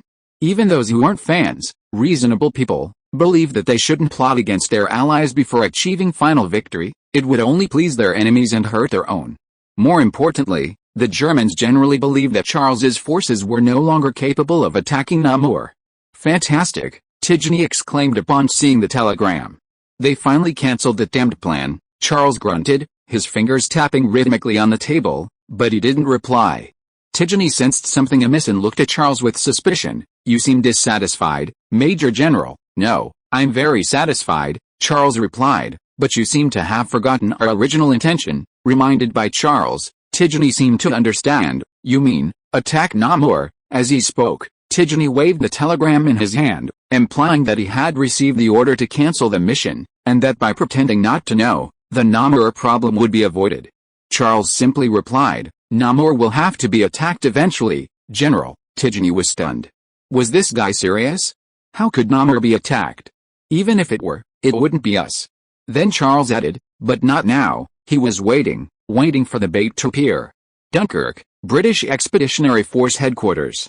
Here, everything seemed normal. Staff officers and communications soldiers began their work routinely in the early morning. However, in fleeting moments, whispers rippled through the room, and people would occasionally cast strange glances towards Kitchener's office. Inside, his desk was cluttered with telegrams and newspapers, and he held a copy of the Times in his hand. The front page headline read, Is it wise to sow division in the final stages of victory? He could ignore the French public opinion, but the criticism from Britain was equally overwhelming. British citizens also wanted victory, an end to the war, an end to this blockade. They didn't want their loved ones and children to continue being sent to France, only to perish forever in a foreign land, their bodies never to be found. Yet, Kitchener, the Secretary of War, was acting against their hopes. This was dangerous, and it wasn't what the people wanted. Kitchener frowned, sighed softly, put down the newspaper, and gulped down his coffee. What had gone wrong? It was a perfect plan. How had it turned out this way? Now he seemed increasingly distant from his goal. Was it Charles? Perhaps. From the perspective of the beneficiaries, he was the ultimate beneficiary, and also the only beneficiary. Damn it, it was him, it must be him. It was all Charles's doing. Kitchener realized he had underestimated Charles, thinking a simple order would make him submit. He hadn't expected his counterattack to be so fierce, putting everyone in a difficult position, and even giving Charles leverage over them. Now that the attack plan had been cancelled, it was no longer a military secret. Once Charles announced the plan, everyone's guilt would be confirmed. From now on, if anyone wanted to issue orders to Charles through Niveler, they would have to carefully consider its legitimacy. Now, Kitchener thought, it was time to fight a battle to divert public attention. Chapter 522 Battle of the Somme. In November, the Somme River was chilly in the early morning. The deciduous trees on both banks had lost most of their green, leaving only a few yellowish-brown leaves hanging from their bare trunks, creating a desolate scene. British Expeditionary Force Commander Haig, hidden in a trench, cautiously peered through his binoculars at the distant German positions. Everything was quiet, there was no German activity, only a few small birds flitting about carefree, foraging for food. Putting away his binoculars, Haig nodded with satisfaction to his staff. The Germans are completely unaware they're under artillery fire, they're doomed. South of the Somme, French Commander-in-Chief Nivelle was also observing the German movements. He smugly told his men, when the leaves have all fallen, in a few days, we'll be home victorious. This was Nivelle's habit. He always used unrealistic optimism to motivate his troops before battle, believing it would boost morale and fighting spirit, allowing them to defeat the enemy in one fell swoop. However, Nivelle never considered the immediate backlash he would face if these words failed to materialize. His soldiers might even lose the most basic trust in him, a commander who spouted nonsense. The image above is a map of the Battle of the Somme. The Somme River, flowing from west to east, divided the attacking positions into two parts, the British Fourth Army in the north, comprising 23 divisions, and the French Sixth Army in the south, with only 5 divisions present on the first day. The shaded areas represent the positions captured by the Allied forces after suffering approximately 600,000 casualties. Then, Lieutenant General Nivelle took out his pocket watch and quietly watched the hands. Behind him, observation balloons, numbering over a dozen, slowly rose into the air, scattered across the rear positions like colorful balloons released at a festival, except they were gray, like the sky. As the hands approached 7 o'clock, Nivelle arrogantly ordered, "Fire! Let them taste our might." 3 red signal flares slowly rose, climbing higher and higher in the sky, their speed gradually decreasing. Just as they were about to land, the artillery fire suddenly erupted. The barrage was unprecedentedly fierce. The Anglo-French forces had amassed 1,500 cannons of various calibers, bombarding the German positions almost continuously. The soldiers present could only see the trajectories of the shells in the first few minutes of the battle, the scorching shells leaving clear trails as they flew through the air and met the cold air. They aimed directly at the German positions, then exploded in bursts of light like stars in the night sky. Soon, even these trails disappeared, obscured by the billowing smoke and dust, turning the entire sky black, as if returning to night. The German positions were engulfed in flames, the earth shook violently, the sound deafening, and German bunkers and obstacles were constantly being blown into the air. The German artillery fire seemed to fall silent, utterly powerless, seemingly helplessly and resignedly enduring it all. Nivelle, his face flushed with excitement at the sight, clenched his fists and shouted, "Bomb! Bomb as much as you want. Bomb everything into the sky. Nothing can stop us from victory." In his view, anything could be destroyed with artillery shells. If one shell wasn't enough, 2 will do the trick. The British attacked their positions. And Haig breathed a sigh of relief. He believed that the German artillery's lack of retaliation meant the outcome was already decided. The bombardment would continue for a week, a full 7 days. Nothing in the world could withstand 7 days of bombardment, except perhaps the land and its corpses. Then, the British soldiers would simply walk into the ruins and easily trample the Germans underfoot to reap the rewards of victory. After more than half an hour of bombardment, Haig sent a telegram to Kitchener, "Everything is satisfactory. The Germans are unprepared. Victory is within reach. I even think that 7 days of bombardment preparation was largely unnecessary. Kitchener, stationed in Dunkirk, received the telegram and nodded in satisfaction while sipping his coffee. He had moved his battle plan forward by more than 10 days. This was a strategic move to resolve the current political predicament and a powerful counterattack against a pressure to force Char to attack Namur. Kitchener was using this method to tell everyone, look, there's no plan to attack Namur, we've always been preparing to attack the Somme. Furthermore, we can achieve victory without Char, and a more glorious one at that. However, Kitchener was still somewhat uneasy.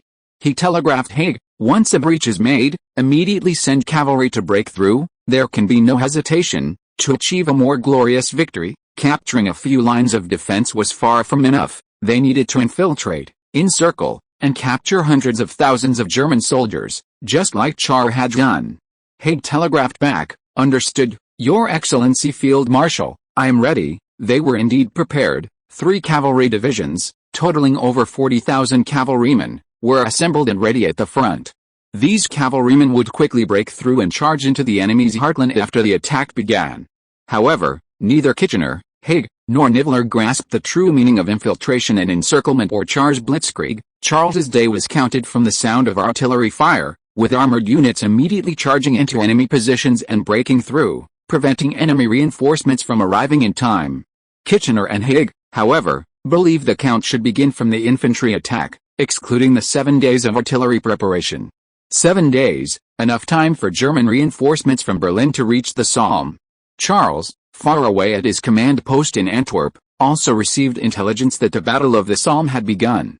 Charles wasn't particularly concerned, he knew what was coming and wasn't in a hurry. Tigny had spent most of his time in the communications room these past few days, hoping to receive news from the front as soon as possible. His efforts finally paid off. The day he had been waiting for had arrived. He rushed to Charles with a telegram, excitedly shouting, the fighting has begun. It's on the Somme. Those bastards didn't let us know a thing or two, they think we're insignificant. Then, seeing no surprise on Charles's face, he asked suspiciously, you knew about this, don't you know? Charles retorted.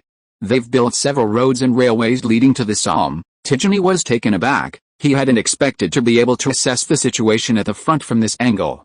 However, Charles knew the outcome first, then the details. Now, Charles's gaze shifted to Namur on the map. We can discuss how to attack Namur, Tigny froze. So this was what Charles was waiting for. Cunning fellow, Tigny chuckled. Kitchener had originally intended to use Charles's attack on Namur to draw German forces and attention. Unexpectedly, Charles had used Kitchener's attack on the Somme to draw German forces and attention. Could this be considered a boomerang? Chapter 523 An Easy Battle. The bombardment lasted a full week, with a total of 1.738 million shells rained down on German positions over 7 days, averaging nearly 250,000 shells per day. This was one of the most intense artillery bombardments in history, even surpassing the total intensity of the German bombardment of Verdun with 2,000 artillery pieces. The British and French forces made ample preparations for this bombardment. Large quantities of ammunition and various supplies were continuously transported to the front lines and stored in underground warehouses at various artillery positions. In addition to constructing fortifications and railways, they also comprehensively reinforced roads. They then built dozens of miles of shallow trenches and deep trenches for laying telephone lines.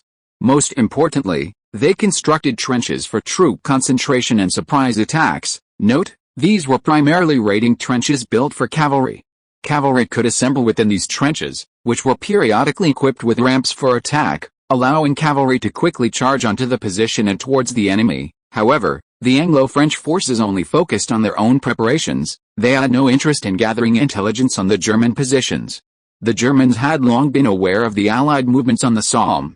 As Charles stated, the construction of numerous roads and railways leading to the Somme was clearly a declaration of strategic intent to the enemy.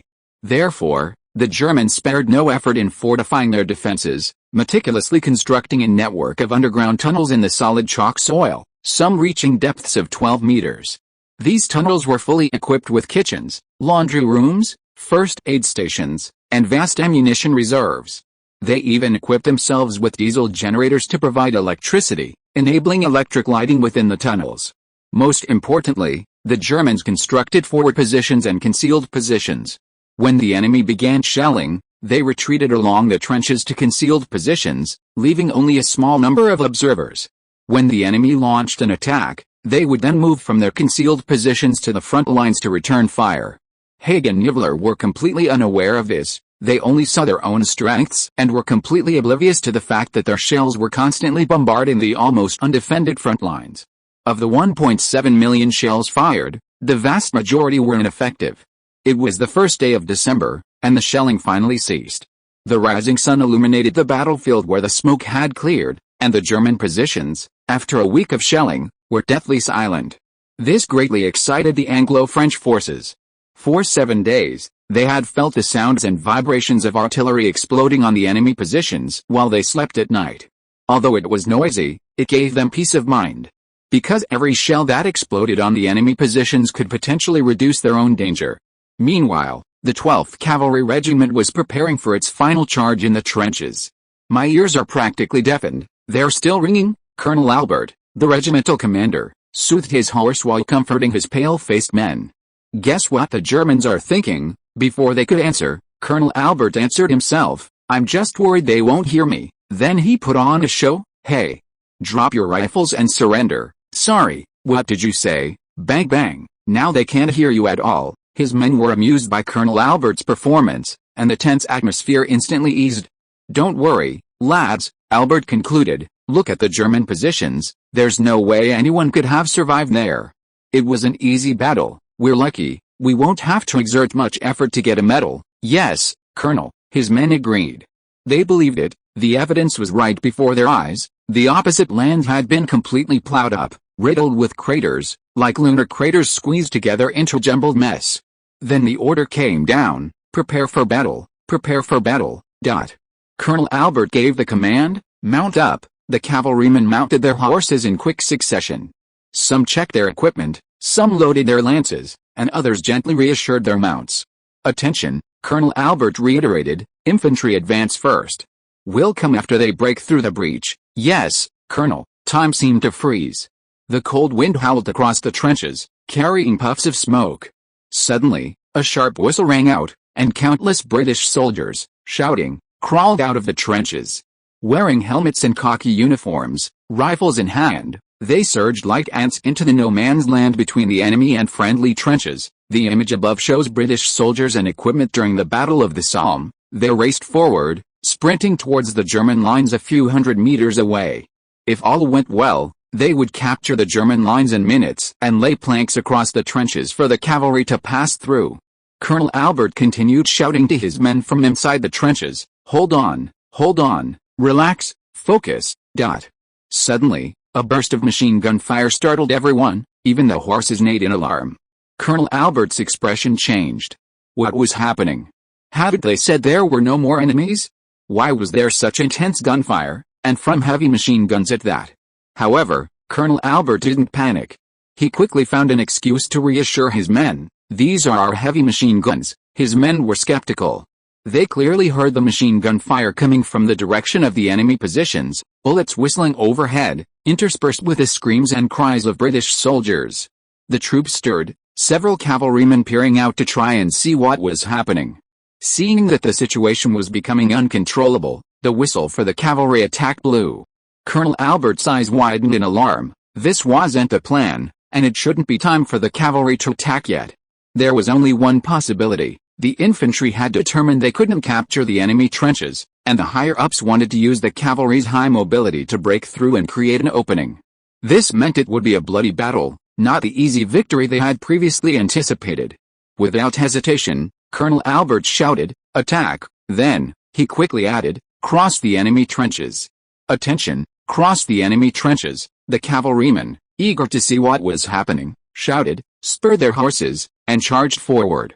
Their sabers flashed as they were drawn from their sheaths. The veterans knew that in close combat on horseback, a saber was far more effective than a lance.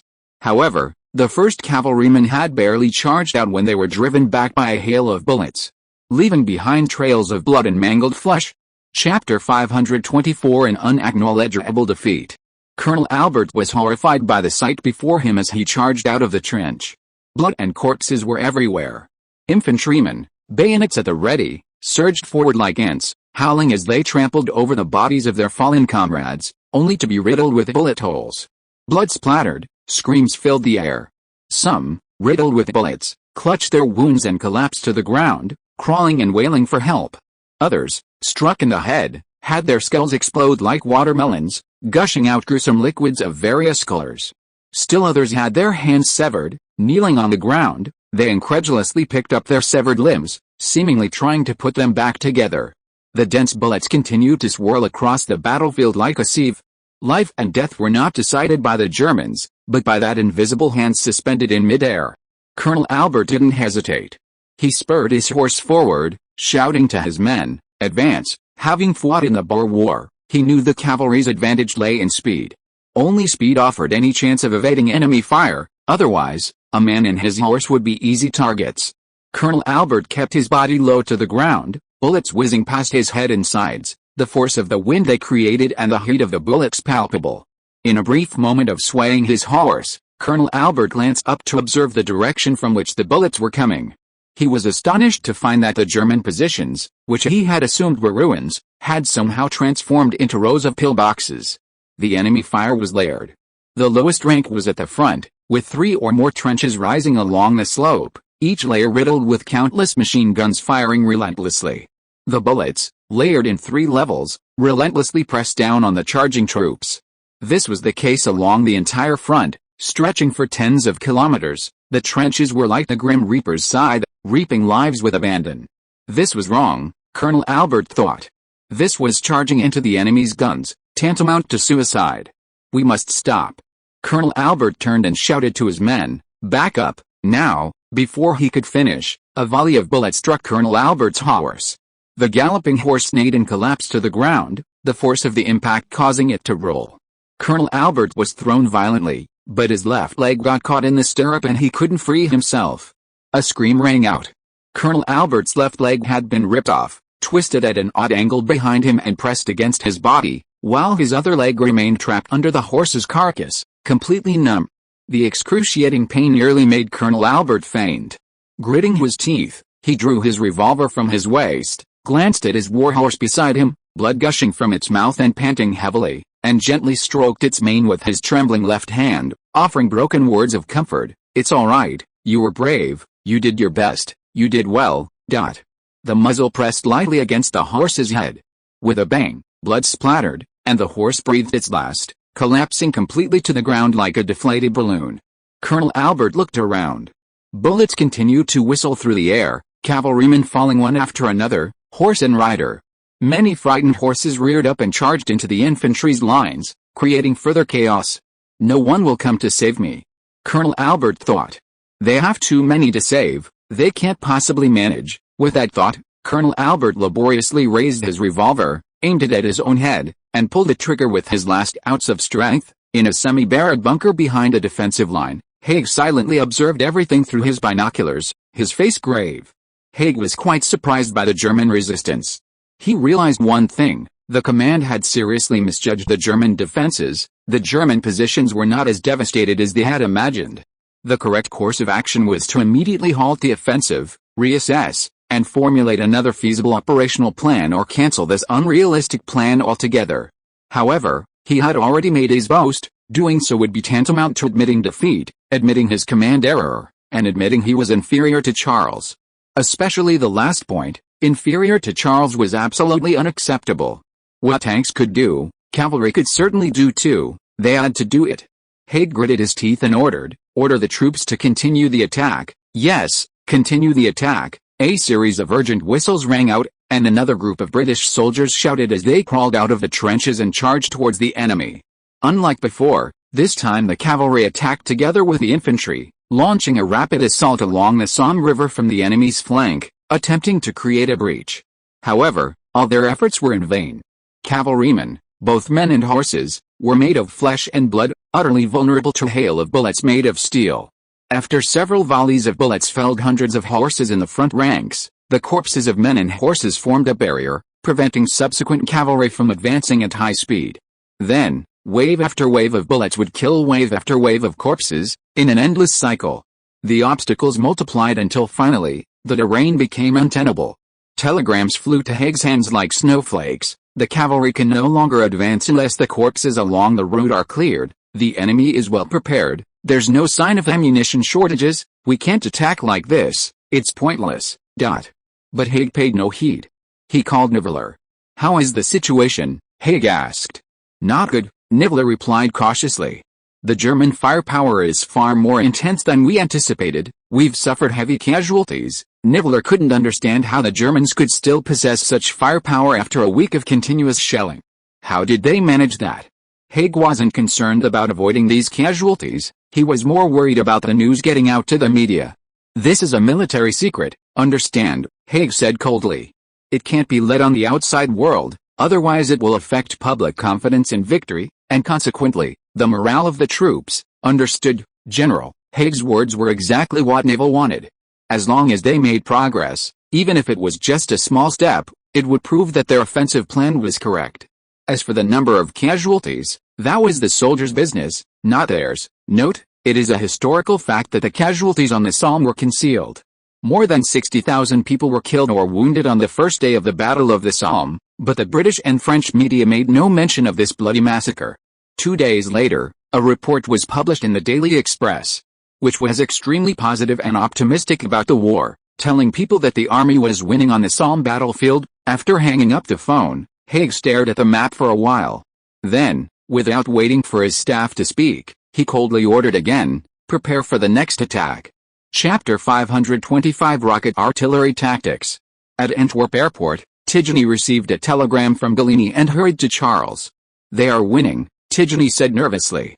While this is good news, if you have any plans to attack Namur, shouldn't you implement them as soon as possible? Everyone was saying that the Battle of the Somme would be won in a few days, and Commander-in-Chief Niveler had said so too. However, Charles calmly replied, no rush, wait a little longer. Wait for what? Tigny asked, puzzled. If our army is winning, shouldn't the Germans send reinforcements towards the Somme? Charles answered, especially the artillery. Tigny frowned. But if this battle ends in our victory in a few days, the Germans might not even have time to send reinforcements. Don't worry, General, Charles said confidently. They have time. Charles knew what had happened. The historical Battle of the Somme had lasted nearly 5 months, not just a few days. The Anglo-French offensives in those few days had all ended in heavy casualties, with no real victory. After this, Haig, who had always distrusted machine guns and tanks, reluctantly deployed tanks to the battlefield, which finally led to progress. Tigny changed the subject. Tell me your method for attacking Namur, Major General. You seem very confident. Instead of answering, Char asked, what do you think is the most troublesome aspect of the Namur defenses? Tigny glanced at the map of the Namur fortress spread out on the table and replied slowly, undoubtedly, it's the artillery. The Germans have 5 artillery regiments there, positioned on the other side of the river to block the passage. We have no way to deal with them. Even amphibious landing craft were ineffective. The Germans had constructed trenches along the riverbank in what they called a river bend, where an infantry division was stationed, equipped with machine guns, mortars, and 77mm cannons. Any enemy attempting to cross the river would be met with a barrage of fire. Simultaneously, 5 artillery regiments equipped with 105mm howitzers could join the defensive battle at any moment. The vulnerable amphibious landing craft might be blown to bits before they even saw the river. Charles nodded. So we need to destroy these artillery pieces, at least to render them unable to block passages 1 and 2. There are 2 roads leading to Namur Fortress, narrow passages formed by forests and rivers, one running north and the other west. Charles named them passages 1 and 2. The key is how to destroy these artillery pieces, Tigny objected. Are we really going to use those rocket launchers? Charles didn't speak, only looking at Tigny quietly. Tigny realized Charles was serious and exclaimed, God, you're insane. This is impossible, Major General. Charles smiled at Tigny and asked sarcastically, now, I just want to know if you still want to have this rocket launcher. Tigny was taken aback, then understood Charles's meaning. So, to get this rocket launcher, we have to use it against the German 105mm howitzers. You're very clever, Charles praised, his tone insincere. Tigny was speechless. Couldn't this guy give a more pleasant option? He had always believed that rocket launchers were for dealing with infantry. Imagine the exhilarating feeling of a barrage of rockets saturating the enemy's advance. clearing the area in front of the position in an instant. But Charles was fixated on using this crudely made weapon against 105mm howitzers. If rocket launchers could handle that, what was the point of the Germans producing 105mm howitzers? Tigany hesitated for a moment. Is there something I don't know? Charles simply replied, to have it or not to have it. Tigany sighed helplessly. Fine, you win. I've decided to use it against enemy artillery. Now, give me your answer. Tigany glared fiercely at Charles. Rather than risking enemy bombardment, Tigany was more interested in knowing how this thing could counter German long-range howitzers, given their superior range. The key is its rate of fire, General. Rate of fire. Tigany didn't understand. Charles nodded, explaining calmly, artillery has a characteristic: once it fires, it produces a lot of smoke and flashes, allowing the enemy to pinpoint its location, even its artillery positions. Tigany hummed in agreement, then asked doubtfully, isn't rocket artillery the same? It's even more so. It produces much more smoke and leaves a long contrail after firing. You're right, Charles replied, but rocket artillery can fire all its rockets within minutes and then leave. The answer was that simple. But Tigany hesitated for a moment. Fire and leave, what if the enemy discovered them? If the rocket artillery didn't fire, it would be extremely difficult for the enemy to pinpoint its exact location, especially since the French still held air superiority. In other words, rocket artillery could easily infiltrate within an 8-kilometer range, suddenly unleashing a barrage of fire on the target. By the time the enemy artillery reacted and suppressed it, the rocket artillery was no longer there. With this tactic, even the longest-range German artillery couldn't be effectively used. Having figured this out, Tigany was overjoyed, gesturing wildly. Yes, it really can deal with artillery. It's invincible, as long as we do our intelligence work and prepare for concealment. Great tactic, Major General. You're amazing, unbelievable. You turned a piece of junk into treasure. Everyone else thought rockets were useless, but you used this tactic. Slightly carried away, he immediately returned to his desk and pulled out his notebook, a record of all the notes and analyses of Char's tactics. You shouldn't do this. Char stopped him, at least not now. Tigany stopped what he was doing, and the next second he understood. You're right, Major General, it hasn't been used on the battlefield yet. Recording tactics that hadn't been used on the battlefield in a notebook was undoubtedly dangerous. If German spies saw it, the Germans would turn Namur Fortress into a trap for Char. Tigany excitedly visualized this tactic in his mind, then suddenly remembered something and turned to Charles. Since we have a way to deal with enemy artillery, why use the Battle of the Somme as bait? Because of insufficient rocket artillery production, Charles answered bluntly. To be precise, insufficient rocket shell production. This was only partly true. Insufficient rocket shell production was one reason. More importantly, only after the bloody massacre of the Battle of the Somme was exposed could Charles's victory create a stark contrast in everyone's minds, delivering a double blow to Haig. End of this chapter. Thank you so much for reading until the end. Don't forget to give it a like. Looking for more exclusive content and immediate access? Subscribe to our Patreon.